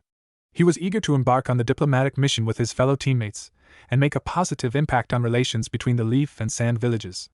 As he reached the designated area, he was surprised to see Iruka waiting there as well. Iruka-sensei, you're coming on this mission too? Naruto exclaimed, a wide grin spreading across his face. Iruka chuckled warmly. That's right, Naruto. The Hokage thought it would be a good idea to have an experienced chunin like me accompany the team. Plus, it'll give us a chance to work together on a real mission. Naruto's excitement grew. This is going to be awesome. Having you with us makes it even better. Tenten and the other team members arrived shortly after, and introductions were made. Choji's appetite and Ino's confidence made for an interesting combination, and Naruto could already tell that their team was going to have some memorable moments. As they set out on their journey towards the Sand Village, Naruto walked alongside Iruka. The sun was shining, and the landscape stretched out before them. Iruka-sensei, this is gonna be so cool, Naruto said with enthusiasm. I've never been on a diplomatic mission before. Iruka nodded, his eyes filled with pride. It's a big responsibility, Naruto. Diplomacy plays a crucial role in maintaining peace and understanding between villages. And I'm glad I get to experience it with you. Naruto grinned. Yeah, we'll show him the power of the Hidden Leaf's friendship. Tenten joined the conversation, her voice carrying a mix of determination and curiosity. I wonder what the Sand Village is like. It's my first time going there. Naruto's excitement was contagious as he responded, I heard they have a huge desert and amazing sand jutsu. It's gonna be a whole new adventure. Choji chimed in, his thoughts naturally gravitating towards food. I hope they have good snacks. Ino playfully rolled her eyes. Of course you're thinking about food, Choji. As the team continued to chat and share their thoughts, the journey to the Sand Village had officially begun. Naruto felt a strong sense of camaraderie among his teammates and a deeper connection with Iruka. They were on a mission to build bridges, strengthen bonds, and learn about another village's culture and way of life. As the sun beat down on the vast desert expanse, Naruto and his fellow Leaf Village shinobi finally arrived at the Sand Village. They were greeted by the familiar faces of Kankuro and Temari, who had come to welcome them. Naruto couldn't help but feel a sense of camaraderie with them after their previous encounters. But what really caught his attention was the introduction of a stunning kunoichi named Mai Kazukuno. Mai's presence was captivating, and her wind-like grace seemed to match the very essence of the desert itself. Her long, flowing hair and confident demeanor made her stand out even among the already impressive Sand Village shinobi. Naruto noticed a gleam in Iruka's eyes as he introduced himself to Mai, and he couldn't help but smirk at the obvious reaction. Hello everyone. I'm Kankuro, and this is my sister, Temari, Kankuro greeted warmly. We're glad you made it safely to the Sand Village. And this is Mai Kazukuno, one of our most talented shinobi. Nice to meet you all, Temari added with a nod, her fan strapped to her back as always. Mai offered a graceful bow, her eyes holding a hint of mystery and confidence. A pleasure to make your acquaintance. I've heard a lot about the Leaf Village's skilled shinobi. Naruto exchanged introductions with the Sand Village team, and Iruka seemed to be rather engaged in conversation with Mai, much to Naruto's amusement. Even though they were there on a diplomatic mission, it seemed that Iruka's interest had been piqued by more than just politics. As they made their way into the heart of the Sand Village, Naruto couldn't help but notice the easy banter between Temari and Shikamaru. It was clear that the two had a comfortable familiarity, and Naruto wondered if there was more to their relationship than met the eye. He glanced at Shikamaru, who had a rare, almost content smile on his face as he exchanged words with the Sand Village kunoichi. Soon, they were guided to a place to stay while the diplomatic discussions were underway. The Sand Village had arranged comfortable accommodations for the Leaf team, giving them a chance to relax after their journey. Naruto, of course, had his eyes on the delicious local cuisine, while Shikamaru seemed content to laze around and take in the surroundings. Wow, this place is really something, Naruto commented, looking around at the sandstone buildings and the unique architecture of the Sand Village. It's certainly different from our village, Tenten added, her eyes bright with curiosity. As the team settled in, Naruto found himself drawn into a conversation with Kankuro, who shared stories of his experiences and battles. Naruto was eager to learn from another shinobi, and Kankuro's tales were both enlightening and entertaining. Meanwhile, Iruka and Mai continued to engage in a lively conversation nearby, their voices carrying snippets of laughter and shared interests.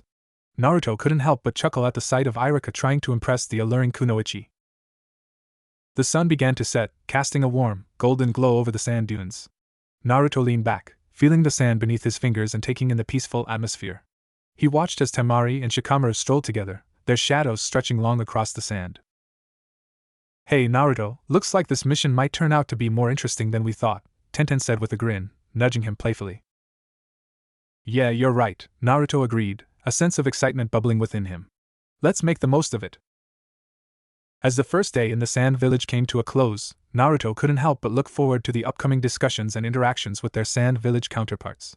Little did he know, this diplomatic mission would bring about unexpected challenges, friendships, and revelations that would shape their journey in unforeseen ways.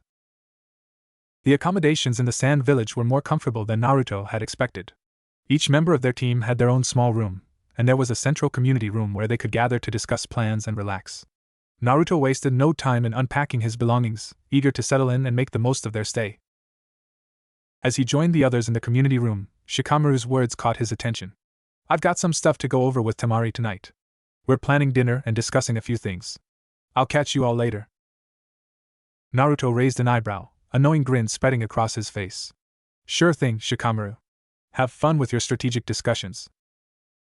Shikamaru rolled his eyes, but his lips quirked up in a small smile. You're impossible, Naruto. See you later. With Shikamaru's departure, the room felt a bit quieter, and Naruto turned his attention to the others. It wasn't long before Mai entered the room, her presence commanding attention. She looked over at Iruka with a friendly smile. Iruka-sensei, are you ready to explore the village and visit the academy? I'd be happy to show you around, Mai offered. Iruka's eyes lit up, clearly excited by the prospect. Absolutely, Mai-san. I'm looking forward to learning more about the Sand Village and its shinobi.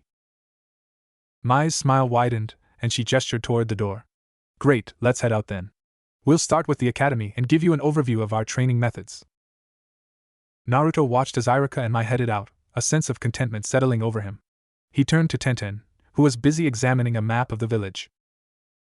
Hey Tenten, I'm starving. You up for checking out some local food? Naruto asked with a grin. Tenten looked up from the map, her eyes lighting up. Definitely, Naruto. I heard they have some amazing dishes here. Let's go explore and find something delicious to eat. The two of them left the community room, their footsteps echoing through the sandstone hallway as they ventured out into the bustling village. Naruto's excitement grew as he thought about the new experiences and friendships that awaited them during this diplomatic mission. As Naruto and Tenten strolled through the vibrant streets of the Sand Village, their curiosity led them to a quaint yet well-stocked weapons shop. The air was filled with the distinct scent of metal and the sound of clinking as blades were tested and examined. Naruto's eyes widened as he took in the array of weapons displayed on racks and hanging from the walls. Wow, Tenten, this place is amazing! Naruto exclaimed, his excitement palpable. Tenten chuckled, clearly enjoying Naruto's enthusiasm. I knew you'd like it, Naruto. Welcome to my world. Naruto grinned and followed Tenten as she moved from rack to rack, expertly inspecting each weapon. She picked up a shuriken, examining its balance and craftsmanship before moving on to a finely crafted kunai. This kunai has a well-balanced weight distribution, making it perfect for throwing accurately and swiftly, Tenten explained, her eyes focused on the weapon in her hand. Naruto watched in fascination as she handled each weapon with care and precision, her knowledge and passion evident in every gesture. He couldn't help but admire her dedication to her craft. "Hey Tenten, is there anything here that you've been eyeing?" Naruto asked, genuinely interested. Tenten's gaze shifted to a particular weapon display, her eyes lingering on a beautifully designed chakram. "Actually, that chakram over there has caught my attention. It's a versatile weapon that can be used for both long-range and close combat." Naruto grinned mischievously. "Well, why don't you pick it out? It could be like a souvenir from our mission." Tenten's eyes widened in surprise. "Naruto, you don't have to do that."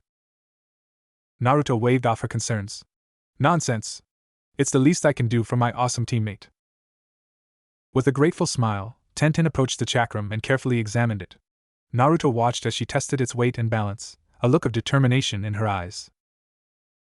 "It's perfect," Tenten said with a satisfied nod. "I've always wanted to add a chakram to my arsenal." Naruto grinned and motioned for the shopkeeper. "We'll take that chakram." After a brief exchange of payment, the chakram was carefully wrapped and handed to Tenten.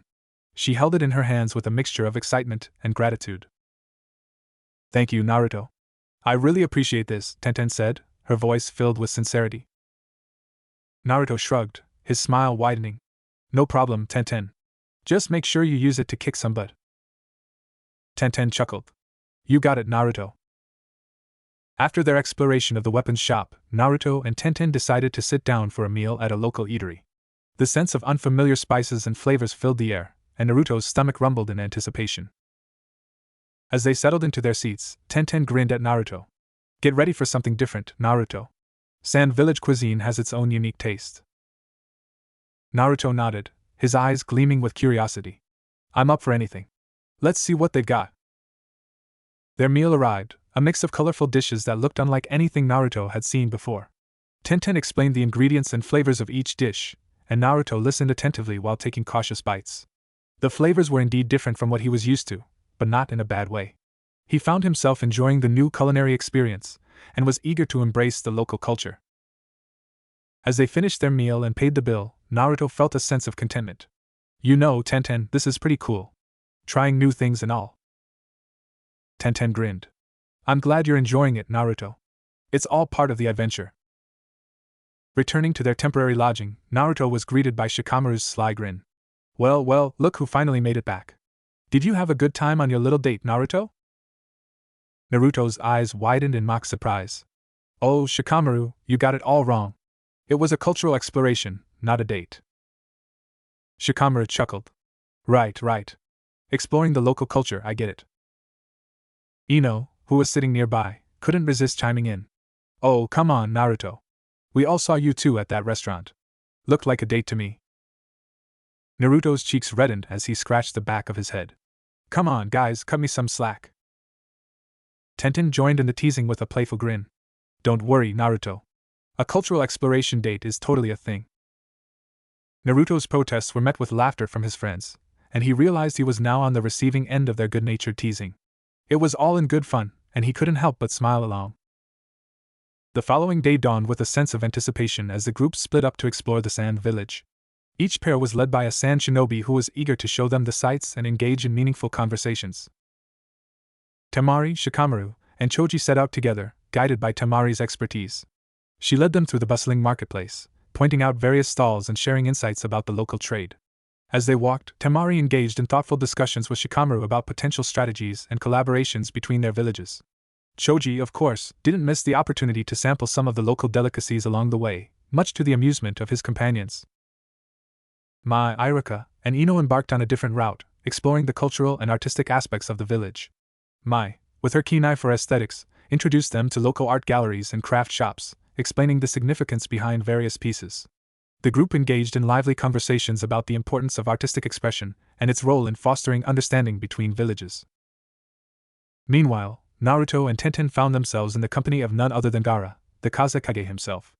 Gaara led them through the heart of the Sand Village, his presence commanding respect from the villagers they encountered along the way.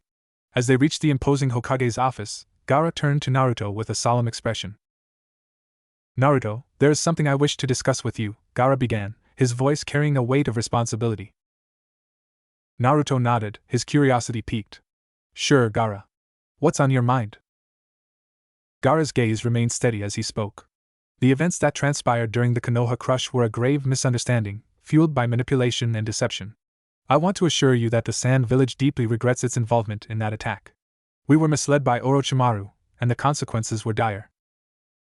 Naruto listened attentively, his empathy evident in his eyes. "I understand, Gaara. Mistakes happen, and sometimes it's hard to see through all the lies. The important thing is that we're working together now." Gaara's expression softened, and he nodded in appreciation. "Indeed, Naruto. The Sand Village is committed to building a stronger alliance with the Leaf Village, one based on trust and mutual support. As the Kazekage, I am determined to ensure a brighter future for both our villages." Naruto smiled, extending a hand toward Gaara. "Count me in, Gaara. I believe in second chances, and I'm ready to forge a new path of cooperation." Gaara accepted Naruto's handshake, a hint of gratitude in his eyes. "Thank you, Naruto. Your willingness to look beyond past conflicts gives me hope." The elegant evening unfolded as the Konoha and Sand Ninja gathered in a lavishly adorned hall, each donning their formal uniforms, a departure from their usual attire. The atmosphere was one of respect and camaraderie, a celebration of the newfound alliance between the two villages. A long table stretched across the room, separating the Konoha and Sand Ninja, who took their seats on opposite sides. Naruto couldn't help but suppress a chuckle as he noticed Iruka adjusting his formal uniform with an air of mild discomfort. He exchanged a knowing glance with Mai, who sat nearby, and the two shared a light-hearted moment of amusement. The interactions between Temari and Shikamaru, however, drew Naruto's attention. He smirked as he observed their playful banter and subtle glances, recognizing the chemistry between them. It seemed that even amidst the formal setting, the dynamic between the Sand and Leaf Ninja remained authentic and genuine. As the meal began, Naruto found himself engaged in lively conversations with the Sand Ninja seated across from him. They exchanged stories, shared experiences, and discussed their hopes for the future alliance. Naruto's charismatic and warm demeanor effortlessly endeared him to those around him, leaving a positive impression on his Sand counterparts. Unbeknownst to Naruto, his presence had begun to captivate Tenten, who sat beside him. She found herself drawn to his infectious enthusiasm and genuine spirit. As the evening progressed, their interactions became increasingly animated, marked by laughter and shared anecdotes. Naruto's magnetic personality was proving difficult to ignore. Amidst the laughter and camaraderie, the bonds of friendship and understanding deepened. The formal dinner, meant to symbolize respect and cooperation, effortlessly transitioned into a genuine display of unity and fellowship. The night became a testament to the potential for bridges to be built between villages, transcending past conflicts. Under the starlit sky, in the heart of the Sand Village, history was being made. The official alliance between Konoha and the Sand Village was solidified as the leaders of both villages came together to sign the momentous agreement. The significance of the event was not lost on anyone present, and the atmosphere was charged with anticipation and hope. The Sand Village's grand square had been adorned with vibrant banners, symbolizing the unity and collaboration that would now define their relationship. Distinguished guests from both villages, including the Konoha and Sand Ninja, gathered to witness the historic occasion. The leaders of the two villages, the Hokage and the Kazekage, stood at the forefront, their expressions determined and resolute. Flanking them were their respective teams and advisors, each representing the collective aspirations and dreams of their people. As the ink met parchment, sealing the alliance, a sense of unity and optimism seemed to fill the air. The signatures were more than just a formality, they were a promise, a commitment to working together, supporting one another, and forging a brighter future. The alliance would prove to be a turning point for both villages, leading to collaborative efforts in diplomacy, defense, and growth. It was a step toward healing the wounds of past conflicts and building a foundation of trust and friendship. The witnesses, both Konoha and Sand Ninja alike, understood the weight of the moment. They were witnesses not only to a historic agreement but to the birth of a new era, one marked by cooperation, understanding, and shared goals. The next morning brought with it the arrival of 2 letters from Konoha, each bearing news that would impact the unfolding dynamics of the alliance. Iruka's expression shifted from curiosity to a mix of surprise and honor as he read the contents of the letter addressed to him. He shared the news with the group, his eyes gleaming with a sense of purpose. "It seems that I'll be staying in Sunagakure for a while," he announced, his voice resonating with determination. "I've been entrusted with the role of diplomat, to foster and solidify the bond between our villages. I'll also be assisting in enhancing the Sand Village's ninja academy with the knowledge I've gained over the years. Mai, who had been listening attentively, nodded in approval. It's wonderful to see how our alliance is being nurtured at its very core, she remarked. Your expertise will undoubtedly benefit our academy, and your presence will strengthen our ties. Irika's gaze shifted to Naruto, his fatherly warmth evident. Naruto, my boy, I'll be counting on you to continue representing Konoha with the same spirit and determination you've always shown. Make me proud. Naruto grinned, saluting playfully. You got it, Irika-sensei. I'll keep things lively and make sure our bond with the Sand Village gets stronger. Meanwhile, Shikamaru took in the contents of his own letter, his expression a mix of intrigue and calculation. It looks like my vacation's over before it even started, he mused, a wry grin forming. They want me to stay behind for a week, gather information, and learn from Irika-sensei. Seems like they're preparing me to step into his shoes. Temari raised an eyebrow, her playful smirk indicating a hint of teasing. Looks like you'll be spending some quality time with the diplomat, she quipped, casting a knowing glance toward Shikamaru. Shikamaru sighed dramatically. I guess someone's gotta do the boring work, he muttered, though a hint of amusement danced in his eyes. Naruto, never one to miss an opportunity, couldn't resist chiming in. Guess you'll have a taste of what it's like to be a responsible adult, huh, Shikamaru? Shikamaru shot Naruto an unamused look, but the corner of his mouth twitched. Troublesome, he muttered. As the group shared a laugh, their camaraderie and shared experiences were further solidified. The alliance was not just about treaties and agreements, it was about forging connections and friendships that would endure through challenges and triumphs alike. With their belongings packed and their hearts filled with a sense of accomplishment, Naruto, Ino, Choji, and Tenten bid farewell to their comrades Irika and Shikamaru. The Sand Village's warm embrace and the memories of their time there would remain with them as they embarked on their journey back to Konoha. Take care, Irika-sensei. Give them a taste of Konoha's spirit, Naruto exclaimed with a hearty grin, offering a thumbs up as he shouldered his bag. Irika chuckled, ruffling Naruto's hair affectionately. You keep that fire burning, Naruto. And remember, the alliance is not just about missions, it's about building lasting connections. Ino stepped forward, offering a sincere smile to Mai as she spoke. Thank you for showing us around, Mai. We're lucky to have made new friends here. Mai returned the smile, her eyes sparkling. The pleasure was mine, Ino. Safe travels, and may our alliance continue to flourish. Choji gave a hearty wave to Temari, who had joined them for the farewell. Take care, Temari. Don't let Shikamaru drag you into too much laziness. Temari chuckled and gave a mock salute. I'll do my best, Choji. And you better keep that appetite of yours in check. Tenten, too, exchanged farewells with a sense of camaraderie. Thank you for your hospitality. We'll be back before you know it. As the team of four set off on the road back to Konoha, they shared stories of their time in the Sand Village, reliving the moments that had brought them closer together. The sun hung high in the sky, casting a warm glow over the landscape as they journeyed back to their home village. Upon their return to Konoha, they wasted no time in reporting their successful mission directly to the higher-ups. The news of the signed alliance and the progress made between the two villages was met with approval and satisfaction. The efforts of Naruto, Ino, Choji, and Tenten had contributed to the strengthening of bonds and the promise of a brighter future. As Naruto, Ino, Choji, and Tenten arrived at the small village on the border between the leaf and the sand, an eerie sense of unease settled over them. The village, usually bustling with activity, now seemed strangely quiet and tense. People peeked out from behind windows and doors, their fearful expressions telling a story of their own.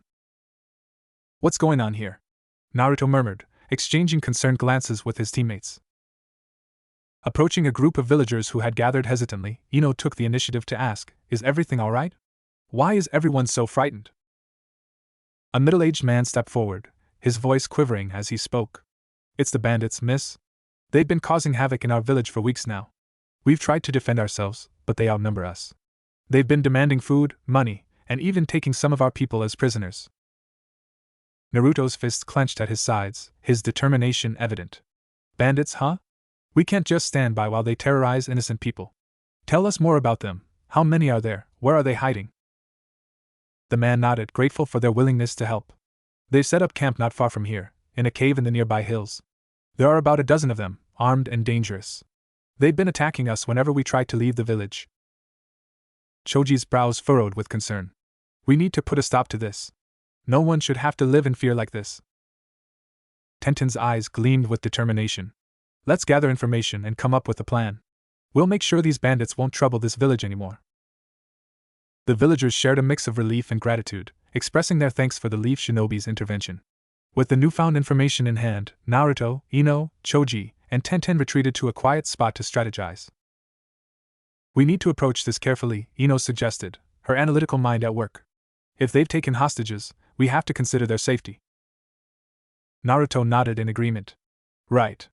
We can't just charge in blindly. We need to gather more intel and find a way to free the villagers they've taken. Choji chimed in, maybe we can create a diversion to draw some of them out of the cave. It might give us an opening to rescue the hostages. Tenten added, and once we have a plan in place, we strike hard and fast. We can't let these bandits harm anyone else. With their strategy set, the team of 4 ninja returned to the village, their resolve unwavering. As they shared their plan with the villagers, a sense of hope began to replace the fear that had gripped the village for so long. Under the cover of the night, Naruto, Ino, Choji, and Tenten stealthily made their way toward the hills where the bandits had set up their camp. Each step was deliberate, each movement calculated, a testament to their growth as ninja since their time training and facing challenges in the Hidden Leaf Village. As they approached the entrance of the cave, Tenten motioned for everyone to halt. We need to be cautious. They might have guards posted around the cave entrance. Naruto nodded, his eyes sharp and focused. I'll take care of the guards quietly. With a swift hand gesture, Naruto activated a seal, disappearing from sight with the body flicker technique. He reappeared behind the unsuspecting guards, using his newly acquired speed to swiftly incapacitate them without raising an alarm. Ino concentrated, using her mind transfer jutsu to enter the mind of one of the guards, gathering information about the bandits' numbers and the layout of the cave. She transmitted the details to her teammates, allowing them to adjust their plan accordingly. Looks like they've got hostages near the back of the cave, Ino whispered to the others. We need to free them before confronting the bandits. Choji nodded, his resolve firm. Let's create a diversion to draw their attention away from the hostages. I can use my expansion jutsu to create a distraction. With a quick nod of agreement, Tenten added, while Choji creates the diversion, I'll use my projectile weapons to disable any traps they might have set up inside the cave. The plan was set in motion. Choji focused his chakra and expanded his body, creating a large and intimidating figure that drew the attention of the bandits. As they rushed toward the distraction, Tenten's expertly thrown weapons disarmed traps and triggered mechanisms, rendering them harmless. Naruto and Ino seized the opportunity to slip deeper into the cave, using their combined skills to navigate the labyrinthine passages. Finally, they reached the area where the hostages were being held captive. Through careful teamwork, they incapacitated the guards and released the prisoners, guiding them to safety. Meanwhile, Choji's diversion was drawing the attention of the remaining bandits, leaving them vulnerable to a coordinated attack.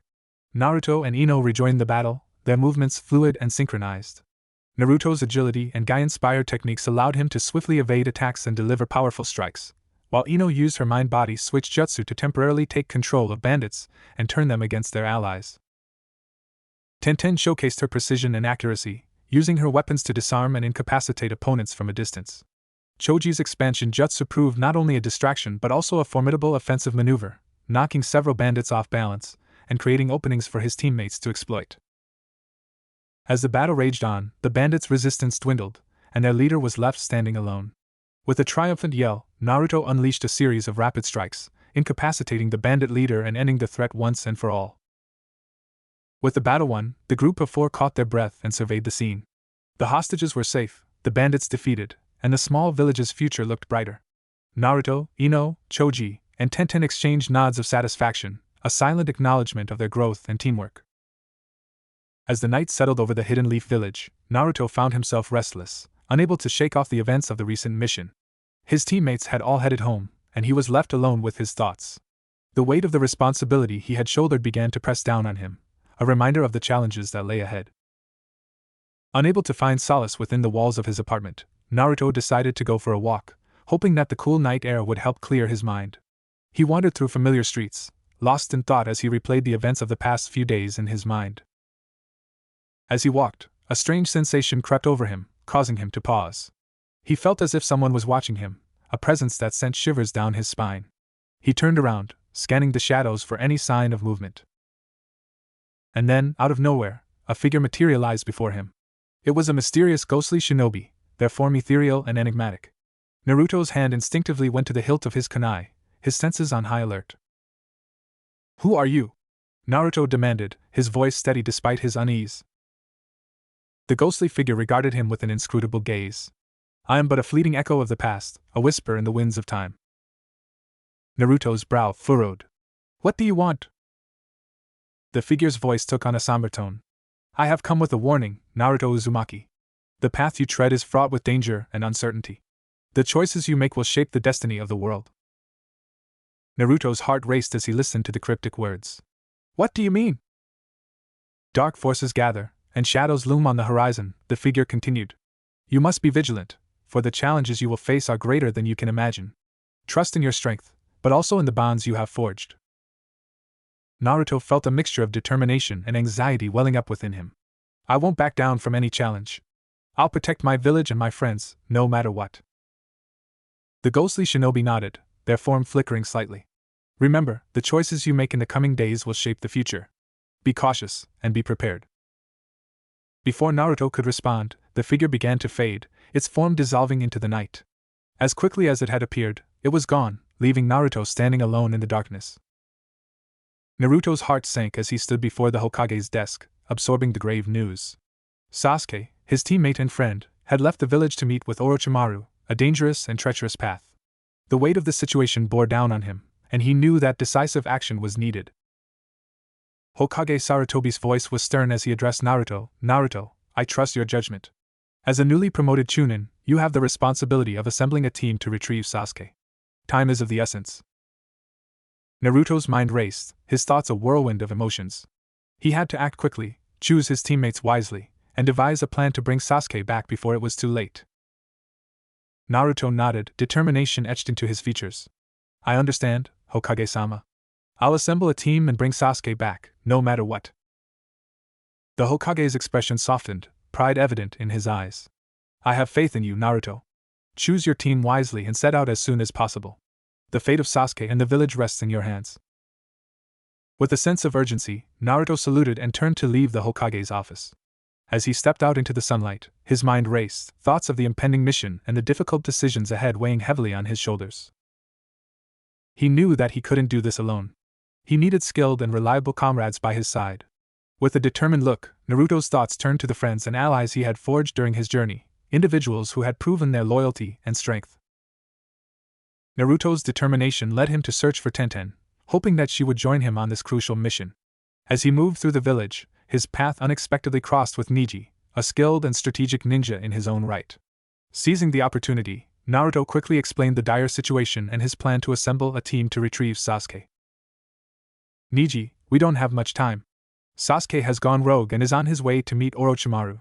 I need someone as sharp and strategic as you on this mission, Naruto implored, his eyes reflecting the urgency of the situation. Neji's expression shifted, his usual calm demeanor giving way to a steely resolve. I understand the gravity of this situation, Naruto. I will join your team and help bring Sasuke back. Let's find Tenten and gather the rest of the team. Naruto's relief was palpable. Thanks, Neji. Let's hurry and find Tenten, and then we can round up the others. We don't have much time to spare. Naruto's urgency led him and Neji to swiftly locate Tenten, Choji, and Shino, gathering them to form a team of 5 determined ninja. As they found each member, Naruto took a moment to have a conversation with them, conveying the gravity of the situation and his unwavering determination. Naruto found Tenten in a quiet corner of the village, her focus centered on practicing her weapon skills. Approaching her with a sense of urgency, Naruto spoke, Tenten, we've got a critical mission. Sasuke has gone rogue and is headed to meet Orochimaru. We need you on this team to bring him back. Tenten paused, her eyes meeting Naruto's. After a moment of contemplation, she nodded firmly. I'm in, Naruto. We can't let Sasuke fall into Orochimaru's hands. Count me in. Choji was spotted enjoying a meal at a local food stall. Naruto approached him, his expression grave. Choji, we've got a big problem. Sasuke is leaving the village to meet Orochimaru. We need your strength on our team to bring him back. Choji swallowed a bite of food, his demeanor shifting from carefree to resolute. You can count on me, Naruto. I won't let Sasuke make a mistake he'll regret. Naruto located Shino while he was observing a group of insects. Stepping closer, Naruto addressed him, Shino, we've got an urgent mission. Sasuke is heading to Orochimaru, and we need your abilities to track him down. Shino's gaze met Naruto's, his tone measured as he replied, I understand the severity of this situation. I'll contribute my skills to the mission. Gathered at the main gate, Naruto and his team of Neji, Tenten, Choji, and Shino stood ready, each equipped with their respective supplies and weapons. The urgency of their mission hung in the air as they finalized their strategy. Naruto addressed the group, his tone serious yet determined. All right, everyone, here's the plan. We know Sasuke's headed to meet Orochimaru, and we're behind. We need to move fast and efficiently. Neji, you take point and use your Byakugan to scout ahead. Tenten, Choji, and Shino, you'll form a protective circle around Neji. Shino, your insects can help with tracking, and Choji, you provide defense. I'll stay at the back, ready to back you all up if needed. Neji nodded, acknowledging his role. Understood, Naruto. I'll maintain a wide field of vision and alert you of any signs of Sasuke. Tenten and Choji both gave determined nods, ready to fulfill their responsibilities. Shino's insects buzzed in agreement, a silent affirmation of his readiness. Naruto's eyes met each of his team members, his determination shining through. We might be behind, but we can catch up if we work together and stay focused. Let's bring Sasuke back, no matter what. With their formation set and their mission clear, the team set off, the urgency of the situation driving them forward. They moved swiftly, their determination and resolve propelling them on their path to intercept Sasuke before it was too late. As Naruto and his team moved swiftly through the terrain, there was an undeniable sense of urgency driving their every step. Time was of the essence, and they couldn't afford to waste a single moment. The atmosphere was tense, yet each member of the team remained focused and determined, fully aware of the gravity of the mission they were undertaking. Naruto's mind raced as he led the group, his instincts and training kicking in. Doubts were pushed aside, replaced by a steadfast determination to see the mission through. He couldn't afford to second-guess himself now. His team was depending on him to make quick and effective decisions. Neji's Byakugan eyes scanned the surroundings, his gaze sharp and unwavering. Tenten's hands gripped her weapons tightly, ready to spring into action at a moment's notice. Choji moved with surprising agility for his size, his defensive posture ready to shield his teammates. Shino's insects buzzed around, providing valuable information and tracking Sasuke's trail. Communication between the team was efficient and concise. Naruto's orders were clear, and each member executed their roles with precision. There was a synchronicity to their movements, a shared understanding that they needed to give it their all to catch up to Sasuke. The passing landscape became a blur as the team pressed forward, their determination propelling them forward like a hurricane. Doubts and fears were buried beneath a veneer of confidence, and Naruto knew that his role as a leader required him to keep his emotions in check. As the team continued their determined pursuit of Sasuke, Neji's voice cut through the tense atmosphere. Naruto, I've been monitoring Sasuke's chakra signature. Based on the direction and intensity of his presence, I believe we're closing in on his location. He's still ahead of us, but not too far. Naruto nodded, his mind racing as he considered their options. We can't take all of them head-on. We have to find a way to intercept Sasuke without getting caught up in a full-blown fight.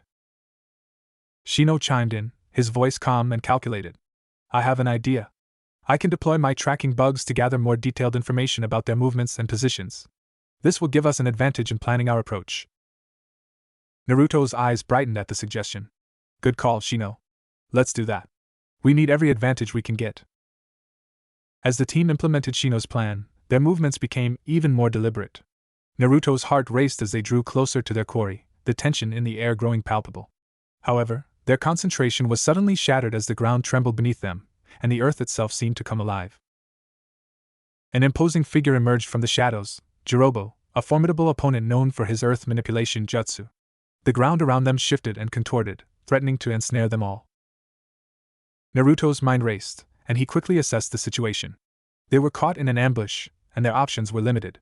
He turned to his team, his voice firm. We can't afford to get bogged down here. We need to keep moving forward. Choji, we're going to need you to hold him off. We'll find Sasuke. Choji's expression was resolute as he nodded. I've got this, Naruto. You guys go after Sasuke. As the rest of the team moved forward, Choji stepped up to face Jirobo, determination burning in his eyes. Naruto knew that Choji's sacrifice was essential to their mission success, and he couldn't afford to let doubt or hesitation cloud his judgment now.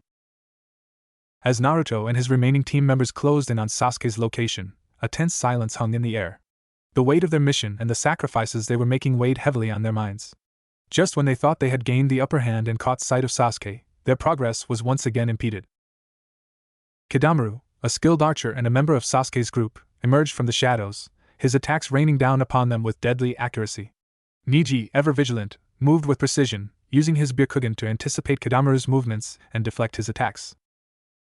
With a determined gaze, Niji turned to Naruto, his voice unwavering. "Naruto, we can't afford to get bogged down here. I'll handle Kidamaru. You and the others need to press on and go after Sasuke." Naruto's resolve was clear as he nodded, trusting Niji's judgment. "You've got this, Niji. We'll handle Sasuke."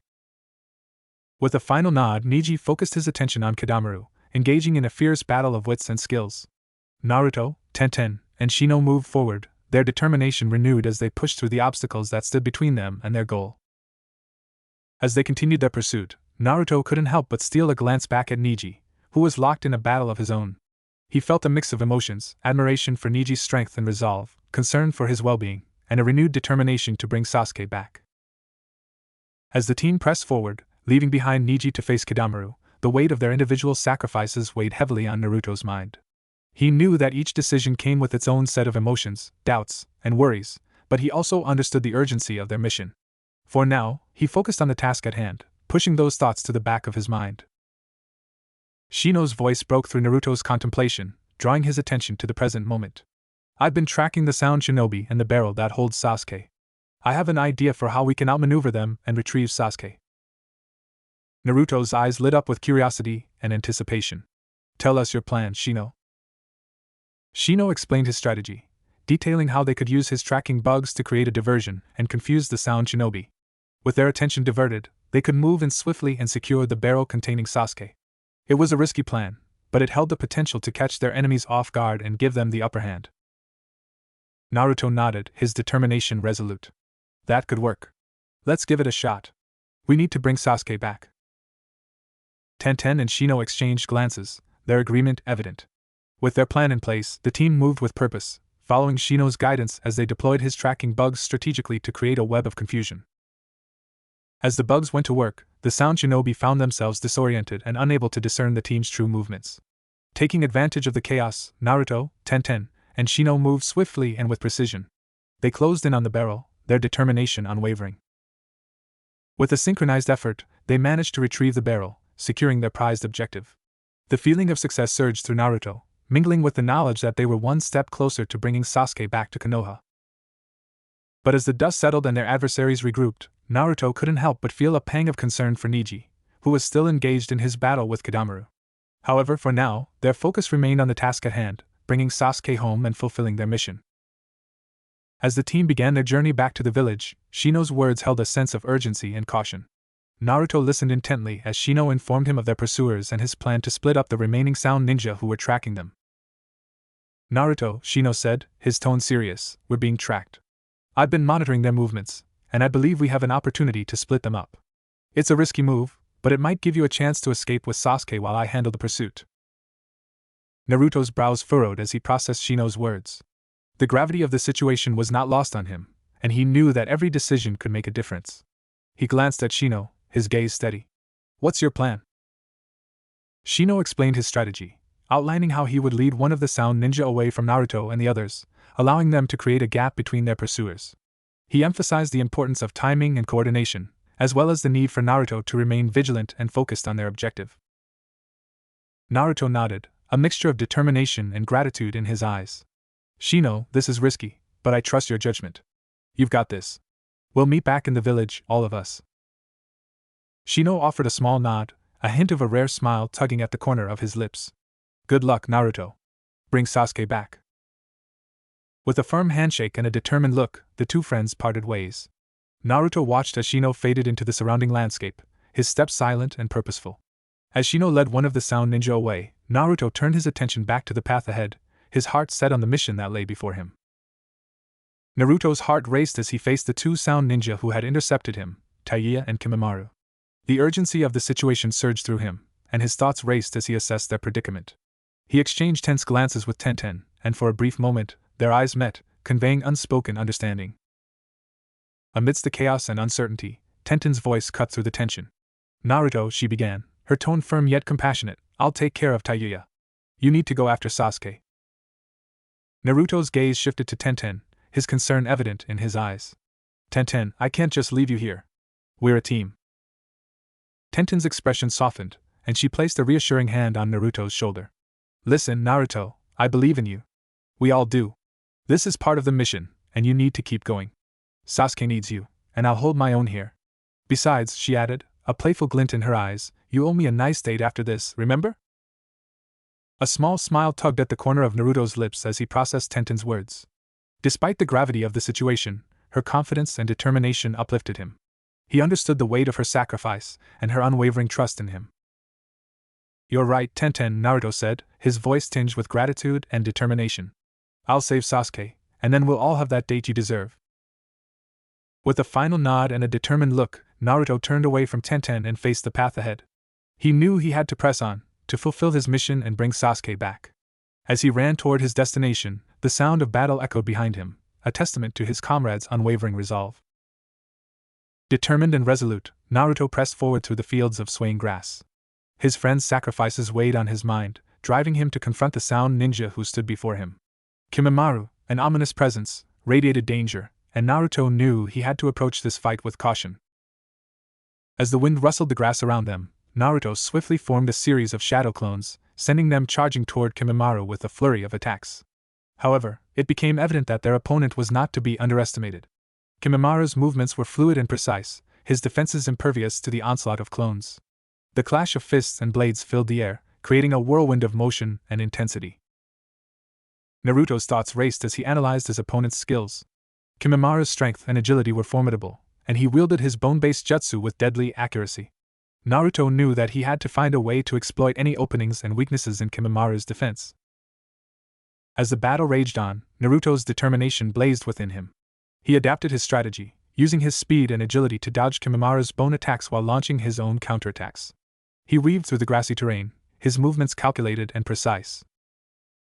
Despite the fierce exchange of blows, the fight had only just begun. Naruto could feel the weight of his friend's hopes and trust resting upon his shoulders. Each strike and every decision he made held the potential to tip the scales in their favor. With every ounce of his being, Naruto vowed to give it his all, to save Sasuke and honor the sacrifices of his comrades. Amidst the intense battle with Kimimaru, Naruto's focus was unwavering. He analyzed his opponent's moves, seeking any opportunity to gain the upper hand. Just as the clash reached its peak, a sudden movement caught his attention, a figure emerging from the barrel. It was Sasuke. Naruto's heart skipped a beat, his resolve strengthening even further. But before he could react, Sasuke swiftly darted in another direction, disappearing from sight. Frustration surged through Naruto. He couldn't afford to let Sasuke slip away again. He had come so far, endured so much, and he couldn't let his friend vanish once more. Yet, as he prepared to give chase, an unexpected presence intervened, the energetic and determined Rock Lee. With a powerful blow, Lee sent Kimimaru reeling, creating a momentary respite in the battle. Naruto, baffled by Lee's sudden appearance, turned to him with a mix of surprise and relief. Lee, what are you doing here? Naruto demanded, his voice tinged with urgency. Lee, sweat glistening on his brow, caught his breath before responding with unwavering resolve. I am here as official backup, Naruto. Naruto's eyes widened in disbelief, his heart stirring at Lee's declaration. Lee's fierce determination was contagious, his spirit radiating an unyielding loyalty to friendship. Lee's gaze met Naruto's, and he delivered an impassioned speech that echoed through the field of battle. Naruto, the bonds of friendship are unbreakable. We can't abandon our comrades, no matter what. Sasuke is your friend, your teammate. You can't give up on him. The weight of Lee's words resonated within Naruto's soul. It was a reminder of the unbreakable ties that bound them together as a team. Naruto's determination surged anew, his doubts and worries melting away. He nodded, his resolve solidifying. You're right, Lee. I can't give up on Sasuke. I won't! Naruto exclaimed, his voice ringing with conviction. With renewed purpose, Naruto turned his attention back to the battle, his determination fueling his every move. Beside him, Rock Lee stood as a symbol of unwavering friendship, a beacon of support and strength. As the clash continued, Naruto fought with a renewed spirit, driven by the bonds of camaraderie that had carried them this far. The wind carried the echoes of their battle cries, the clash of their wills against their adversaries. With Rock Lee by his side and the memory of his friend's sacrifices guiding him, Naruto pressed forward with a newfound determination, ready to face whatever challenges awaited him in pursuit of his cherished friend, Sasuke. Naruto raced forward, Lee's unwavering determination buying him the precious moments he needed. The pounding of his heart matched the rhythm of his footsteps as he closed the distance between himself and Sasuke. Finally, he arrived at the iconic Valley of the End, the very place where their fates had collided once before. There stood Sasuke, his gaze fixed on Naruto with an intensity that sent a shiver down Naruto's spine. The tension in the air was palpable, each heartbeat echoing the gravity of their confrontation. Sasuke Naruto's voice carried a mixture of determination and pleading, a reflection of the emotions swirling within him. Sasuke's eyes narrowed, his expression unyielding. "Naruto," he responded, his tone devoid of any warmth or familiarity. Their silence spoke volumes, an unspoken exchange of feelings and memories that spanned their years together. Naruto's grip on his kunai tightened, his resolve solidifying. He couldn't let Sasuke walk this path of darkness alone. "Listen to me, Sasuke," Naruto's voice held a note of urgency. "I won't let you go through with this. You're my friend, my teammate. We've been through so much together." Sasuke's gaze remained unflinching, but a flicker of uncertainty danced within his eyes. "Friend? Teammate? Naruto, you're naive if you think that changes anything. I've made my decision." Naruto's fists clenched at his sides, his determination unwavering. "I won't let you make the wrong choice. We're not giving up on you. We're family." A tense silence settled over them, the wind carrying their words away into the abyss of the valley. Then, in an instant, the world seemed to explode into motion. Naruto and Sasuke lunged at each other, their movements fluid and precise. The clash of their attacks reverberated through the air, kunai meeting katana in a symphony of steel. Each strike held the weight of their shared history, a testament to the strength of their bond and the intensity of their conflict. As the battle raged on, their words became weapons, traded blows punctuated by impassioned declarations. Naruto poured his heart into each attack, driven by an unwavering belief that he could reach Sasuke's heart. "You're not alone, Sasuke. We're all here for you," Naruto shouted as he deflected a strike. Sasuke's voice remained firm, his determination unshaken. "I have to do this, Naruto. I can't let myself be swayed."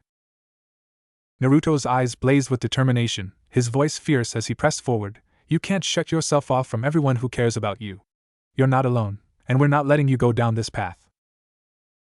Their clash continued with an intensity that matched the emotions coursing through them. Naruto's determination was a burning fire, propelling him forward with every strike, while Sasuke's resolve remained unyielding, his skill and power pushing Naruto to his limits. Naruto's kunai clashed with Sasuke's chidori, sparks flying as their energies collided. Naruto's heart raced as he felt a surge of chakra from Sasuke, a dark aura enveloping him. The curse seal. Sasuke's features contorted as the curse seal took hold, his strength and speed increasing exponentially. Naruto gritted his teeth, his focus sharpening as he met Sasuke's newfound power head-on. Their movements became a blur, kunai and shuriken flying through the air as they danced across the battlefield. Naruto's determination was unshakable, his will to bring Sasuke back stronger than ever. "Sasuke, don't let the darkness consume you," Naruto shouted, his voice carrying a mix of concern and urgency. Sasuke's eyes burned with a dangerous intensity, his response cold and determined. "I'll do whatever it takes to gain the power I need. I won't be held back by sentimentality." Their attacks grew more ferocious, each strike a testament to the depth of their bond and the conflict tearing at their hearts. Naruto's determination pushed him to his limits, refusing to back down even as Sasuke's curse seal gave him an edge. Naruto's breath came in ragged gasps as he fought to keep up with Sasuke's heightened speed and power. He could feel the weight of their shared past, the memories of their time together, driving him forward. As their battle raged on, Naruto's thoughts raced. He had to find a way to break through to Sasuke, to reach the friend he knew was still in there. His determination burned brighter than ever, a beacon of hope in the midst of the darkness that threatened to consume Sasuke. The curse seal level 2 had transformed Sasuke, his features twisted in a way that was both chilling and heartbreaking. Naruto's heart ached at the sight, but he refused to falter. He would bring Sasuke back, no matter the cost. As the battle reached its peak, Naruto found himself pushed to the brink. Sasuke's relentless assault had driven him back, and a powerful kick sent him hurtling into the water below. Desperation gripped Naruto, and he knew he had to do something drastic to turn the tide of the fight. Drawing upon every ounce of his strength, Naruto tapped into the chakra of the Nine Tails within him, a wild and untamed power surging through his veins. But that wasn't all. In a reckless gamble, he pushed himself further, unlocking the first through fourth gates, a technique that unleashed his hidden potential with immense consequences. A surge of energy coursed through Naruto, and he felt his body become a force to be reckoned with. The tables turned, and he engaged Sasuke with an intensity that matched his opponent's. Their clash was like a whirlwind of ferocity and determination, the very earth trembling beneath their feet. Naruto's attacks were swift and powerful, each strike resonating with the combined might of the Nine Tails chakra and the gates. Sasuke was caught off guard, forced to defend against the onslaught. Naruto pressed forward, gaining the upper hand with every move he made. But as the battle raged on, the toll of his reckless actions began to take its toll. The strain on Naruto's body and chakra reserves became increasingly evident. The overwhelming power he had unleashed now threatened to consume him from within. In a climactic clash, Naruto and Sasuke met head-on, their forces colliding with a deafening roar. Naruto's determination blazed like a beacon, but the effects of the gates and the chakra within him started to overwhelm his senses. The ground shook, and for a moment, it seemed as though Naruto had gained the upper hand. But Sasuke, driven by his own unyielding resolve, summoned a final burst of strength. With a fierce determination, he managed to outmaneuver Naruto, their clash ending with a devastating impact. Naruto's consciousness wavered, and in the end, Sasuke emerged victorious. Sasuke stood over the fallen Naruto, his chest heaving with exhaustion and conflicted emotions. He had won the battle, but the sight of his friend lying defeated before him weighed heavily on his heart. Without a word, Sasuke turned and made his escape, leaving Naruto unconscious on the ground. As the dust settled and the echoes of their clash faded, the Valley of the End remained a silent witness to the bonds of friendship and the sacrifices made in the pursuit of one's goals. Naruto lay still, his breath shallow, a testament to the lengths he was willing to go for the sake of his friend. Guy and Kakashi arrived at the Valley of the End, their footsteps echoing in the aftermath of the fierce battle that had taken place there. Their expressions were a mix of concern and regret as they surveyed the scene before them. Naruto lay unconscious on the ground, his body battered and bruised from the intense fight he had just endured. Kakashi's single visible eye narrowed as he looked down at Naruto. This battle, it was inevitable, wasn't it? Our mistakes, my mistakes, have brought us to this point. Guy's expression was somber, his usual exuberance tempered by the gravity of the situation. Yes, Kakashi, we all share in the responsibility for this. We underestimated the depths of Sasuke's resolve and the darkness that consumed him. Perhaps if we had acted differently, if we had reached out more, things might have turned out differently. Kakashi let out a sigh, his gaze shifting to the horizon. Naruto's determination, it's both his strength and his weakness. He's willing to sacrifice everything for the bonds he holds dear, even if it means pushing himself beyond his limits. Guy nodded, his gaze never leaving Naruto's unconscious form. He reminds me so much of you, Kakashi. That unwavering determination to protect his friends, to carry the weight of the past on his shoulders. A heavy silence settled between the two jounin, the weight of their decisions and actions weighing heavily upon them. Naruto's struggles and sacrifices had brought them to this point, and now he lay before them, battered and defeated. We need to bring Naruto back, Kakashi said, his voice filled with a renewed determination. We owe it to him, and to ourselves, to make things right. Guy placed a hand on Kakashi's shoulder, offering a supportive squeeze. You're right, my friend. We can't let this be the end. Naruto's journey is far from over, and as his mentors, we must guide him back to the path of light. Together, they lifted Naruto's unconscious form, a silent promise in their hearts to rectify their mistakes and bring their young student and friend back from the brink. The Valley of the End stood witness to their resolve, a testament to the unbreakable bonds that had been forged through trials and tribulations. The aftermath of the battles left a somber atmosphere in the Hidden Leaf Village's medical facility.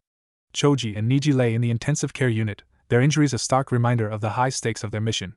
Medical ninja and Sand Village healers worked tirelessly to stabilize them, their expertise focused on bringing the wounded back from the brink. Tenten, though injured, displayed her usual resilience as she lay in a recovery room. Her determination to protect her comrades had been unwavering, and now she bore the physical toll of that commitment. Shino, despite his minimal injuries, had been meticulously checked over by the medics to ensure there were no hidden complications. His stoic demeanor remained unchanged as he patiently endured the examination. Lee's boisterous spirit filled the air as he moved about, a testament to his indomitable will and the strength he had displayed in his battle. The Sand Village's timely assistance had contributed to his swift recovery. Naruto's absence was palpable, his absence keenly felt by his teammates and friends. The village buzzed with rumors and worry, each member of the Hidden Leaf community united in their concern for the young ninja who had embarked on such a dangerous mission. In the midst of the uncertainty, Guy and Kakashi stood resolute. Their eyes, filled with determination, reflected the shared determination of the village as a whole. They would not let their comrades' sacrifices be in vain, They would fight to bring Naruto back and ensure a brighter future for all. As the medical facility bustled with activity, the unspoken bonds of friendship and camaraderie shone through. The road to recovery would be arduous, but with the unwavering support of their friends and allies, the wounded would rise once more, ready to face whatever challenges lay ahead. And so, with Naruto in their arms, Guy and Kakashi began their journey back to Konoha, a journey that would be fraught with challenges, but one they were determined to face head-on. In a quiet corner of the Hidden Leaf Village, Jiraiya, Guy, and Kakashi gathered to discuss their plans for when Naruto eventually woke up from his battle-induced slumber. The weight of the situation hung heavy in the air, but their resolve remained unshaken. I believe the most crucial thing right now is Naruto's emotional well-being, Jiraiya began, his eyes reflecting a mix of concern and determination. He's always been driven by his emotions, and this ordeal will undoubtedly have a profound impact on him. Guy nodded in agreement. Indeed, Jiraiya.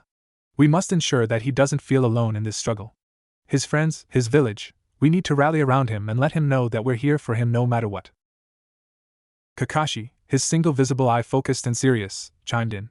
And we mustn't shy away from addressing his feelings regarding Sasuke. Naruto's attachment to Sasuke runs deep, and we can't ignore the emotional weight of their history.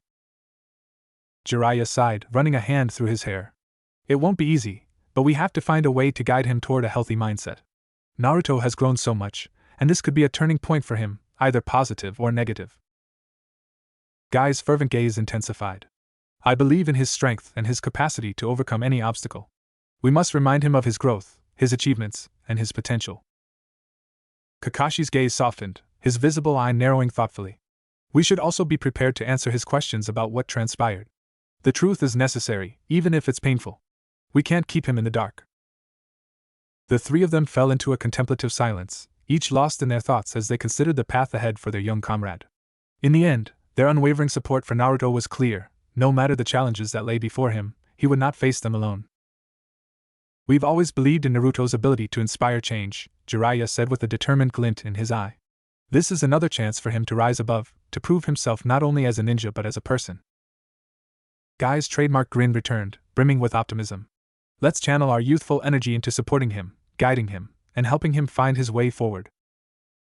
Kakashi's eye crinkled into a smile, hidden beneath his mask. Agreed. We're his mentors, his friends, and we owe it to him to be there when he needs us most. And so, with their plans laid out and their determination firm, the trio of respected ninja resolved to provide Naruto with the unwavering support, guidance, and strength he would need to face the challenges that lay ahead. As Naruto's eyes slowly fluttered open, his gaze settled on the dimly lit hospital room. The soft glow of moonlight filtered through the curtains, casting a tranquil aura over the space. His senses gradually sharpened, and his attention was drawn to the figure sitting in a nearby chair.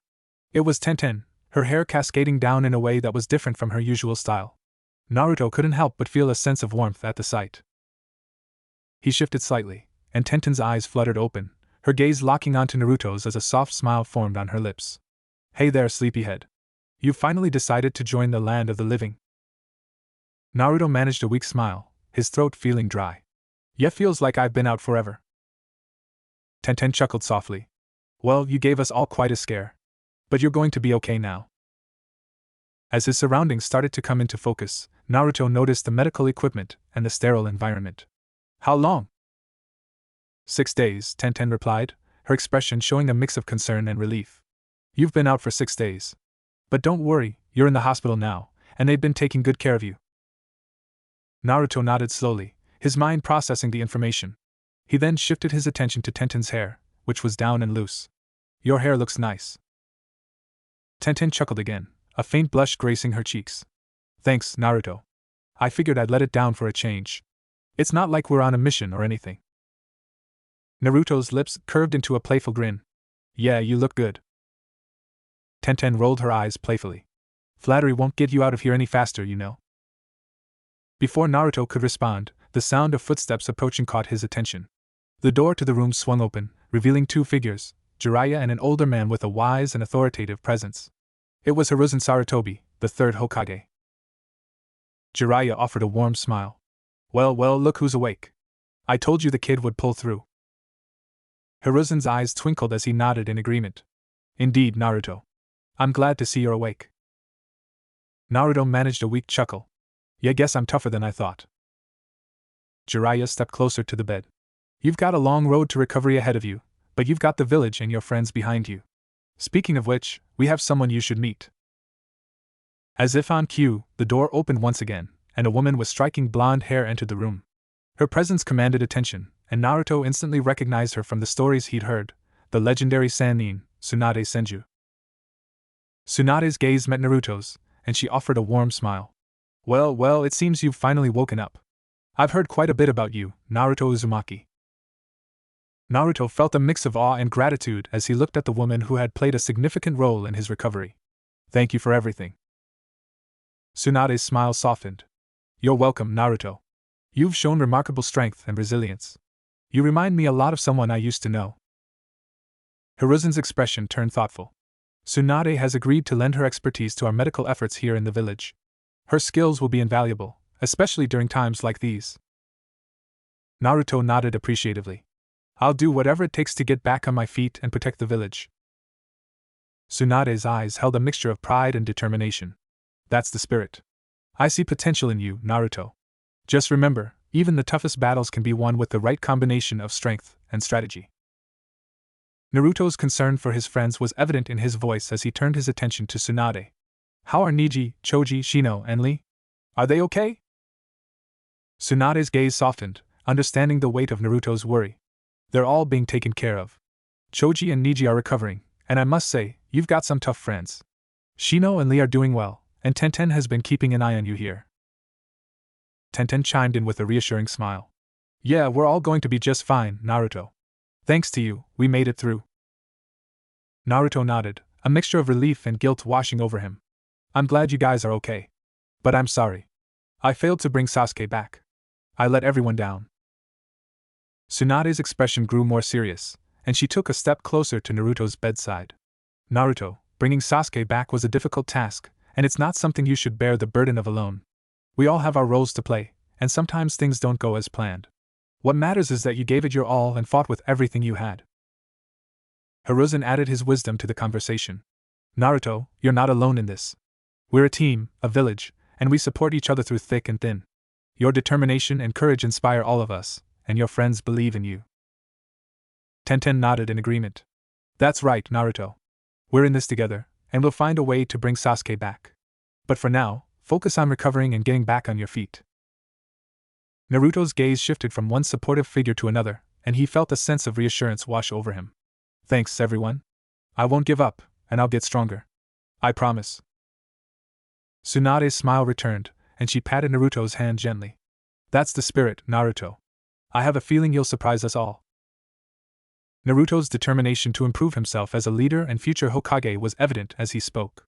Tsunade-sama, how long will I need to stay in the hospital for my recovery? Tsunade considered for a moment before responding. Given your determination and the progress you've already made, I'd say a few more days should do it. We'll make sure you're fully healed before you're discharged. Naruto nodded, feeling relieved that he wouldn't be bedridden for too long. Then, he continued, also, if it's possible, could I get some books to read while I'm here? I want to learn more about being a good leader and strategist, so I can be better prepared for the next mission. Tsunade smiled approvingly. That's a commendable goal, Naruto. I'll arrange for some books on leadership, tactics, and strategy to be brought to your room. It's important to constantly improve yourself, especially if you have aspirations of becoming Hokage. Naruto's determination shone in his eyes as he nodded. Thank you, Tsunade-sama. I'll make the most of this time to learn and get stronger. I won't let my friends down again. Hiruzen, who had been quietly listening, spoke up with a warm smile. Naruto, leadership is about more than just making tactical decisions. It's also about understanding and caring for your teammates, earning their trust, and guiding them with your example. Keep that in mind as you study. Naruto took the Hokage's words to heart and replied earnestly, I will, Hokage-sama. I'll work on becoming a better leader in every sense of the word. Throughout the day, Naruto's hospital room became a hub of visits and conversations. Shino and Lee entered, sharing their own stories of the battles they had faced and the challenges they overcame. Naruto listened intently, proud of his friend's accomplishments, and feeling a strong sense of camaraderie. Gaara, Temari, and Shikamaru also stopped by, expressing their relief that Naruto was recovering. Shikamaru's praise for Naruto's tactics brought a small but genuine smile to Naruto's face. You really pulled off some impressive moves out there, Naruto. Your leadership made a difference. Naruto scratched the back of his head sheepishly. Thanks, Shikamaru. I couldn't have done it without all of you, though. Hinata's gentle presence brought comfort as well. She spoke softly, her eyes filled with concern. I'm glad you're okay, Naruto-kun. We were all really worried. Naruto gave her a warm smile. I'm tough, Hinata. No need to worry too much. Sakura's visit was both heartfelt and somber. She sat by Naruto's bedside, her expression pained. Naruto, I wish I could have done more. If only I could have stopped Sasuke from leaving. Naruto reached out to place a reassuring hand on hers. Sakura, it's not your fault. We all did our best, and we're going to keep working to bring Sasuke back. I promise. Kiba and Ino chimed in with their own sentiments, expressing their desire to have been there to support Naruto. Ino looked at him with determination. When you're back on your feet, we'll all be there to back you up, Naruto. Naruto nodded, his resolve firm. Thanks, guys. I'll make sure we bring Sasuke back, no matter what. In the Hokage's office, a serious discussion was taking place about the future of the village and the role of Hokage. Jiraiya, Tsunade, and Hiruzen sat together, the weight of their responsibilities evident in their expressions. Hiruzen, with a hint of weariness, spoke first. I've been honored to serve as Hokage for a long time, but I must admit that my strength is not what it used to be. The village needs a leader who can guide us through the challenges ahead. Tsunade, her expression thoughtful, nodded in agreement. It's true, Hiruzen. We must consider the best path for Konoha's future. And while Naruto has the potential to become an exceptional Hokage one day, he's not ready to take on that role just yet. Hiruzen sighed, leaning back in his chair. That's the dilemma we face. Naruto has grown tremendously, but he still has much to learn. Jiraiya, who had been listening intently, interjected. I agree with both of you. Naruto's training is far from over, and I plan to continue teaching him as his sensei. As for the Hokage position, I don't believe it's my calling. I'll do my part by training the next generation. Tsunade leaned forward, her eyes meeting Jiraiya's. And what about you, Jiraiya? Do you have any intentions of taking on the role of Hokage? Jiraiya shook his head. No, I've had my share of adventures and responsibilities. My place is out there, gathering information and watching over Naruto as he grows. Hiruzen glanced between Tsunade and Jiraiya, a hint of a smile on his face. It seems we're all in agreement then. The future of the Hokage position will need to be decided among those who are already established in the village. Tsunade nodded, a sense of determination in her eyes. I believe there are capable candidates within the village. Kakashi and Guy, for example, have both proven themselves as strong and wise leaders. Hiruzen nodded in agreement. Indeed, and there may be others as well. Our priority should be to ensure a smooth transition and a strong leadership for Konoha. The three legendary ninja engaged in a thoughtful conversation, weighing the merits of Kakashi and Guy as potential candidates for the next Hokage. Jiraiya leaned forward, his eyes narrowing in thought. Guy has always been an embodiment of unwavering dedication and perseverance. He's proven himself not just as a powerful ninja, but also as a mentor. You remember how he stepped in to help Naruto during the Chunin exams, despite not being his official sensei. Guy's influence on the younger generation is undeniable. Tsunade nodded, acknowledging Guy's unique qualities. True, Guy's dedication to his students is commendable, and his unyielding spirit is infectious. He would undoubtedly bring a sense of unity and determination to the village. Hiruzen added, and Guy's tactical prowess and unconventional approach to combat have yielded impressive results. He has a strong bond with the younger generation, and that could prove crucial in times of change. Jiraiya, however, raised a counterpoint. On the other hand, Kakashi's experience and tactical brilliance are unmatched. He's seen the village through some of its darkest times and has consistently demonstrated his ability to make difficult decisions for the greater good. Tsunade agreed. Kakashi's leadership during the Fourth Great Ninja War showcased his ability to strategize and inspire. He has a deep understanding of the village's history and values. Hiruzen nodded thoughtfully. And Kakashi's reputation as the copy ninja has earned him respect throughout the ninja world. His wisdom and measured approach could help guide Konoha through uncertain times. Guy and Kakashi sat across from each other in the Hokage's office, the weight of the decision ahead heavy in the air. The two legendary ninja exchanged a glance, acknowledging the gravity of the situation. Hiruzen Sarutobi, the third Hokage, sat behind his desk, his gaze moving between the two. I've called you both here to discuss the future of the village, he began. As you're aware, the time will come when one of you will step into the role of Hokage. Guy nodded, his trademark smile unwavering. Indeed, Hokage-sama. It's an honor to even be considered for such a prestigious position. Kakashi, while maintaining his usual calm demeanor, had a slightly somber expression. I appreciate the consideration, but I must admit that I'm not ready to take on the responsibilities of Hokage at this time. Hiruzen's gaze remained steady as he listened. Kakashi, your experience and leadership are invaluable assets to the village. But I understand that you have your own personal journey to pursue. Kakashi inclined his head, acknowledging the Hokage's words. Yes, there are things I need to focus on, teaching and other responsibilities that I've neglected. Guy leaned forward, his enthusiasm palpable. Hokage-sama, I am more than willing to take on the mantle of leadership. I believe that my youthful energy and dedication to the village will serve as a strong foundation for the future. Hiruzen nodded, a small smile playing on his lips. Guy, your passion for the village is truly remarkable. Your commitment to the younger generation is inspiring. Kakashi spoke up, his tone resolute. Guy, I have no doubt that you'll excel as Hokage. And I'll be there to offer guidance and support whenever you need it. Guy's eyes lit up with determination. Kakashi, your words mean a lot to me. I promise to uphold the values of our village and ensure that it continues to thrive. Hiruzen leaned back in his chair, his gaze drifting to the village outside. The village is in good hands, whether it's now or in the future. The decision is not one to be made lightly, but I trust that you both have the best interests of Konoha at heart. The meeting continued, with Guy and Kakashi discussing their respective visions for the village's future, their plans for strengthening its defenses, nurturing its next generation of ninja, and maintaining its alliances. While Kakashi declined the position for the time being, he assured Guy that he would be a strong supporter from the shadows, ready to provide guidance and advice when needed. The week that followed was marked by a mixture of anticipation and speculation throughout the village. The unexpected news of Guy being selected as the 5th Hokage had taken many by surprise, including some of the very shinobi who had fought alongside him. Naruto, Tenten, Lee Niji, and others found themselves gathered in the heart of the village, where a grand ceremony was about to take place. The atmosphere was a blend of excitement and curiosity, as the villagers and shinobi from various clans had come to witness this momentous occasion. The Hokage monument stood tall in the background, a testament to the village's history and the legacy of its leaders. Amidst the crowd, Guy stood tall, his trademark smile brighter than ever. Dressed in his Hokage robes, he exuded an aura of determination and unwavering spirit. Naruto and his friends were among those in attendance, eager to witness this transition of power. As the ceremony began, Hiruzen Sarutobi, the 3rd Hokage, stepped forward to address the crowd.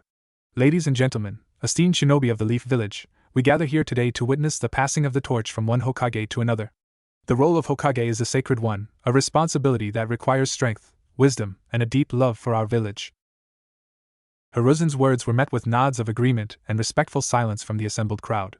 He continued, It is with great pride that I present to you the man who will carry on the legacy of the Hokage, a shinobi whose dedication to the village is matched only by his passion and youthful spirit.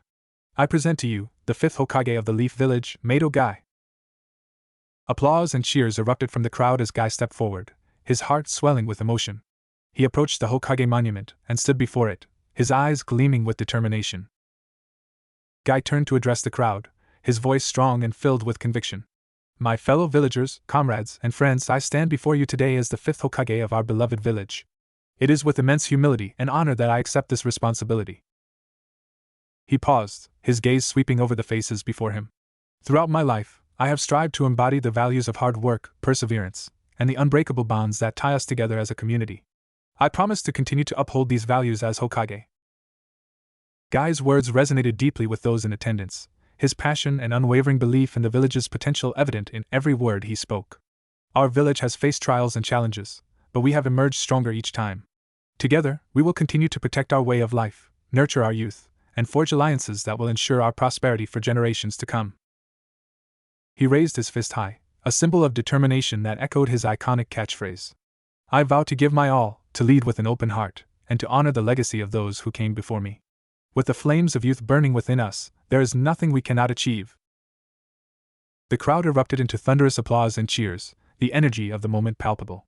Naruto, Tenten, and their friends joined in the celebration, proud to witness their mentor and friend take on this new role. With the excitement of Guy's inauguration as the 5th Hokage still buzzing in the air, Naruto turned his attention to the promise he had made to Tenten. He had promised her a date, and he was determined to keep his word. As the crowd began to disperse and the village settled into a sense of celebration, Naruto approached Tenten with a warm smile. Hey Tenten, Naruto greeted, his blue eyes sparkling with enthusiasm. Tenten turned to him, a curious look on her face. Hey Naruto. What's up? Naruto scratched the back of his head sheepishly, a slight blush coloring his cheeks. Well, I kind of owe you a date for staying back during that mission and all. So, I was wondering if you'd like to go out with me? I mean, if you're not too busy or anything. Tenten's eyes widened in surprise, a faint blush tinging her cheeks as well. She hadn't expected Naruto to bring up the date so soon after the intense events they had all been through. But his genuine offer and the eager look in his eyes melted away any uncertainty she might have had. She chuckled softly and nodded. Sure, Naruto. I'd love to go on a date with you. Naruto's face lit up with a bright grin. Awesome. So, how about we grab some ramen at Ichiraku's? It's a classic choice, but I heard they have a new special that's supposed to be really good. Tenten laughed, shaking her head in amusement. Ramen sounds perfect, Naruto. Lead the way. The two of them made their way through the bustling village streets, the atmosphere still filled with the spirit of celebration. As they entered Ichiraku Ramen, they found a cozy spot to sit and place their orders. Naruto chatted animatedly about the recent events, sharing stories and anecdotes from the mission and the ceremony. Tenten listened with genuine interest, enjoying Naruto's company and feeling a sense of camaraderie that had only deepened during their recent trials. As they shared a meal and laughter, Naruto couldn't help but notice the way Tenten's eyes sparkled and her smile radiated warmth. He felt a strong connection to her, one that went beyond their roles as teammates. After they finished their ramen, Naruto leaned back in his seat and grinned at Tenten. Tenten, even though we've been through some tough times, I'm really glad we got to know each other better. You're an amazing teammate and friend. Tenten's cheeks flushed slightly, but she met Naruto's gaze with a soft smile. Thank you, Naruto. I feel the same way. It's been quite a journey, hasn't it? Yeah, it has, Naruto agreed, his tone turning more serious. But having friends like you by my side makes all the difference. We'll keep growing stronger together, just like Team Guy and everyone else. Tenten nodded, her expression reflecting a shared determination. Absolutely. We'll continue to support each other no matter what comes our way. Naruto woke up to a new day, his thoughts still lingering on the events of the previous day and the path that lay ahead. As he got ready and made his way through the village, he couldn't help but feel a sense of anticipation. Little did he know, the day held yet another surprise for him. As he arrived at the usual training grounds, he noticed a familiar figure waiting for him. It was Hiruzen Sarutobi, the third Hokage himself, sitting on a rock with a thoughtful expression. Naruto's eyes widened in surprise. He hadn't expected to see Hiruzen here so early in the morning. Hey Gigi. Naruto greeted with a grin, using his affectionate nickname for the older man. Hiruzen chuckled warmly. Good morning, Naruto. I hope I'm not interrupting your training. Naruto shook his head. Nah, not at all. I'm always up for some extra training. What brings you here? Hiruzen patted the rock next to him, inviting Naruto to sit. I wanted to talk to you about something important, Naruto. Now that I've retired as Hokage, I have more time on my hands. And I've realized that there's something I can do to contribute to the village's future. Naruto raised an eyebrow, intrigued. What do you mean? Hiruzen smiled kindly. Naruto, I've decided that I want to help you in your journey to becoming Hokage. I want to share my knowledge, experiences, and guidance with you. Think of it as a mentorship, if you will. Naruto's eyes widened in surprise and disbelief. You want to mentor me? Hiruzen nodded. Yes, Naruto. You have incredible potential, and I believe that with the right guidance, you can achieve greatness. I want to help you hone your skills, develop your leadership abilities, and prepare you for the responsibilities of being Hokage. Naruto's heart swelled with a mix of emotions, gratitude, excitement, and a sense of honor. To have someone as respected and wise as Hiruzen offer to mentor him was a dream come true. I don't know what to say, Gigi, Naruto admitted, his voice filled with genuine appreciation. I mean, I'm really honored, but are you sure? You've done so much for the village already. Hiruzen chuckled again. Naruto, I've always believed in investing in the future. And right now, you represent the future of the Hidden Leaf Village. Besides, I'll consider it a way to stay involved and continue contributing in my retirement. Naruto nodded, a determined glint in his eyes. Alright, Gigi. I'm in. I'll take all the help and guidance I can get to become the best Hokage ever. Hiruzen's smile widened. I knew you'd make the right choice, Naruto. Our training won't always be easy, and there will be challenges along the way. But I have no doubt that you'll rise above them and grow into an extraordinary leader. As Naruto and Hiruzen began their mentorship journey, the village continued to thrive, with Naruto's friends and allies rallying around him. With Guy as the new Hokage and Hiruzen's guidance, Naruto's path to becoming Hokage was set, and he embraced the challenges and opportunities that lay ahead with unwavering determination. And as the days turned into weeks and months, the bonds between Naruto and his mentors deepened, laying the foundation for a future that held the promise of greatness and change for the Hidden Leaf Village. Naruto and Tenten spent countless hours training together under the guidance of Hiruzen. As they delved into the intricacies of chakra nature manipulation and sealing jutsu, their bond grew stronger with each passing day. The process of learning about chakra nature was a challenge, requiring Naruto to understand the elemental affinities within him and learn to mold his chakra accordingly. Tenten's natural affinity for weapons and her experience with summoning techniques gave her a unique advantage in grasping the concepts of sealing jutsu.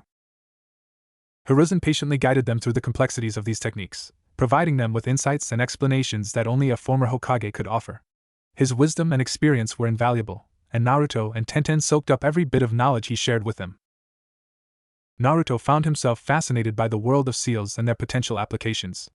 It was a different kind of puzzle solving, requiring precision, concentration, and creativity. He was determined to master this art, not only for his own growth but also for the future of the village.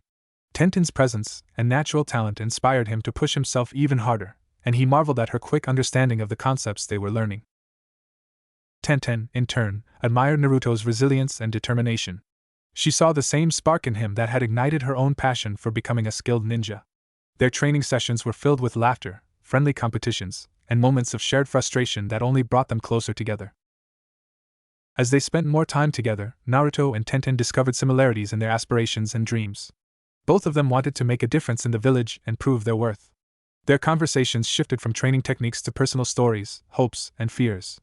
They confided in each other about their doubts and insecurities, finding solace in the understanding and support they offered each other. Outside of their training, Naruto and Tenten started spending time together on a more personal level. They would often share meals, explore the village, or simply enjoy each other's company in moments of quiet reflection. Naruto admired Tenten's determination and dedication, and Tenten saw a deeper side of Naruto that went beyond his boisterous exterior. Their friendship blossomed into something more, a connection that went beyond training partners. Naruto found himself drawn to Tenten's strength and kindness, and Tenten appreciated Naruto's genuine nature and unwavering spirit. As they continued to work side by side, their bond deepened into a profound and unbreakable trust. As Naruto continued his training and deepened his bond with Tenten, he couldn't help but notice the changes taking place within the village. Learning about Tsunade taking Sakura as her student and Shizen mentoring Ino piqued his interest. It was a testament to the village's commitment to nurturing the next generation of skilled ninja. Naruto felt a sense of pride for his friends as they embarked on their own journeys of growth and development. He remembered the times they had all spent together as teammates, and how far they had come since then. Sakura's determination and Ino's determination to become stronger mirrored his own ambitions. In conversations with Tsunade and Shizen, Naruto learned about the intense training regimens that Sakura and Ino were undergoing.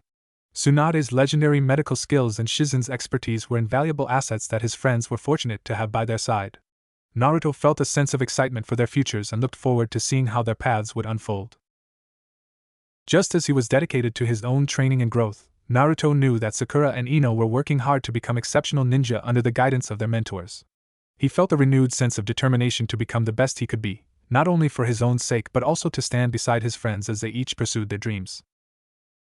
One evening, as Naruto and Tenten continued their training and studies, Naruto couldn't help but bring up a topic that had been on his mind. "Hey Tenten," Naruto began, his voice curious, "I heard that Sakura's training under Tsunade, and Ino's being mentored by Shizen. It's pretty cool that they're getting such awesome mentors, right?" Tenten nodded with a smile, adjusting a scroll in her hand.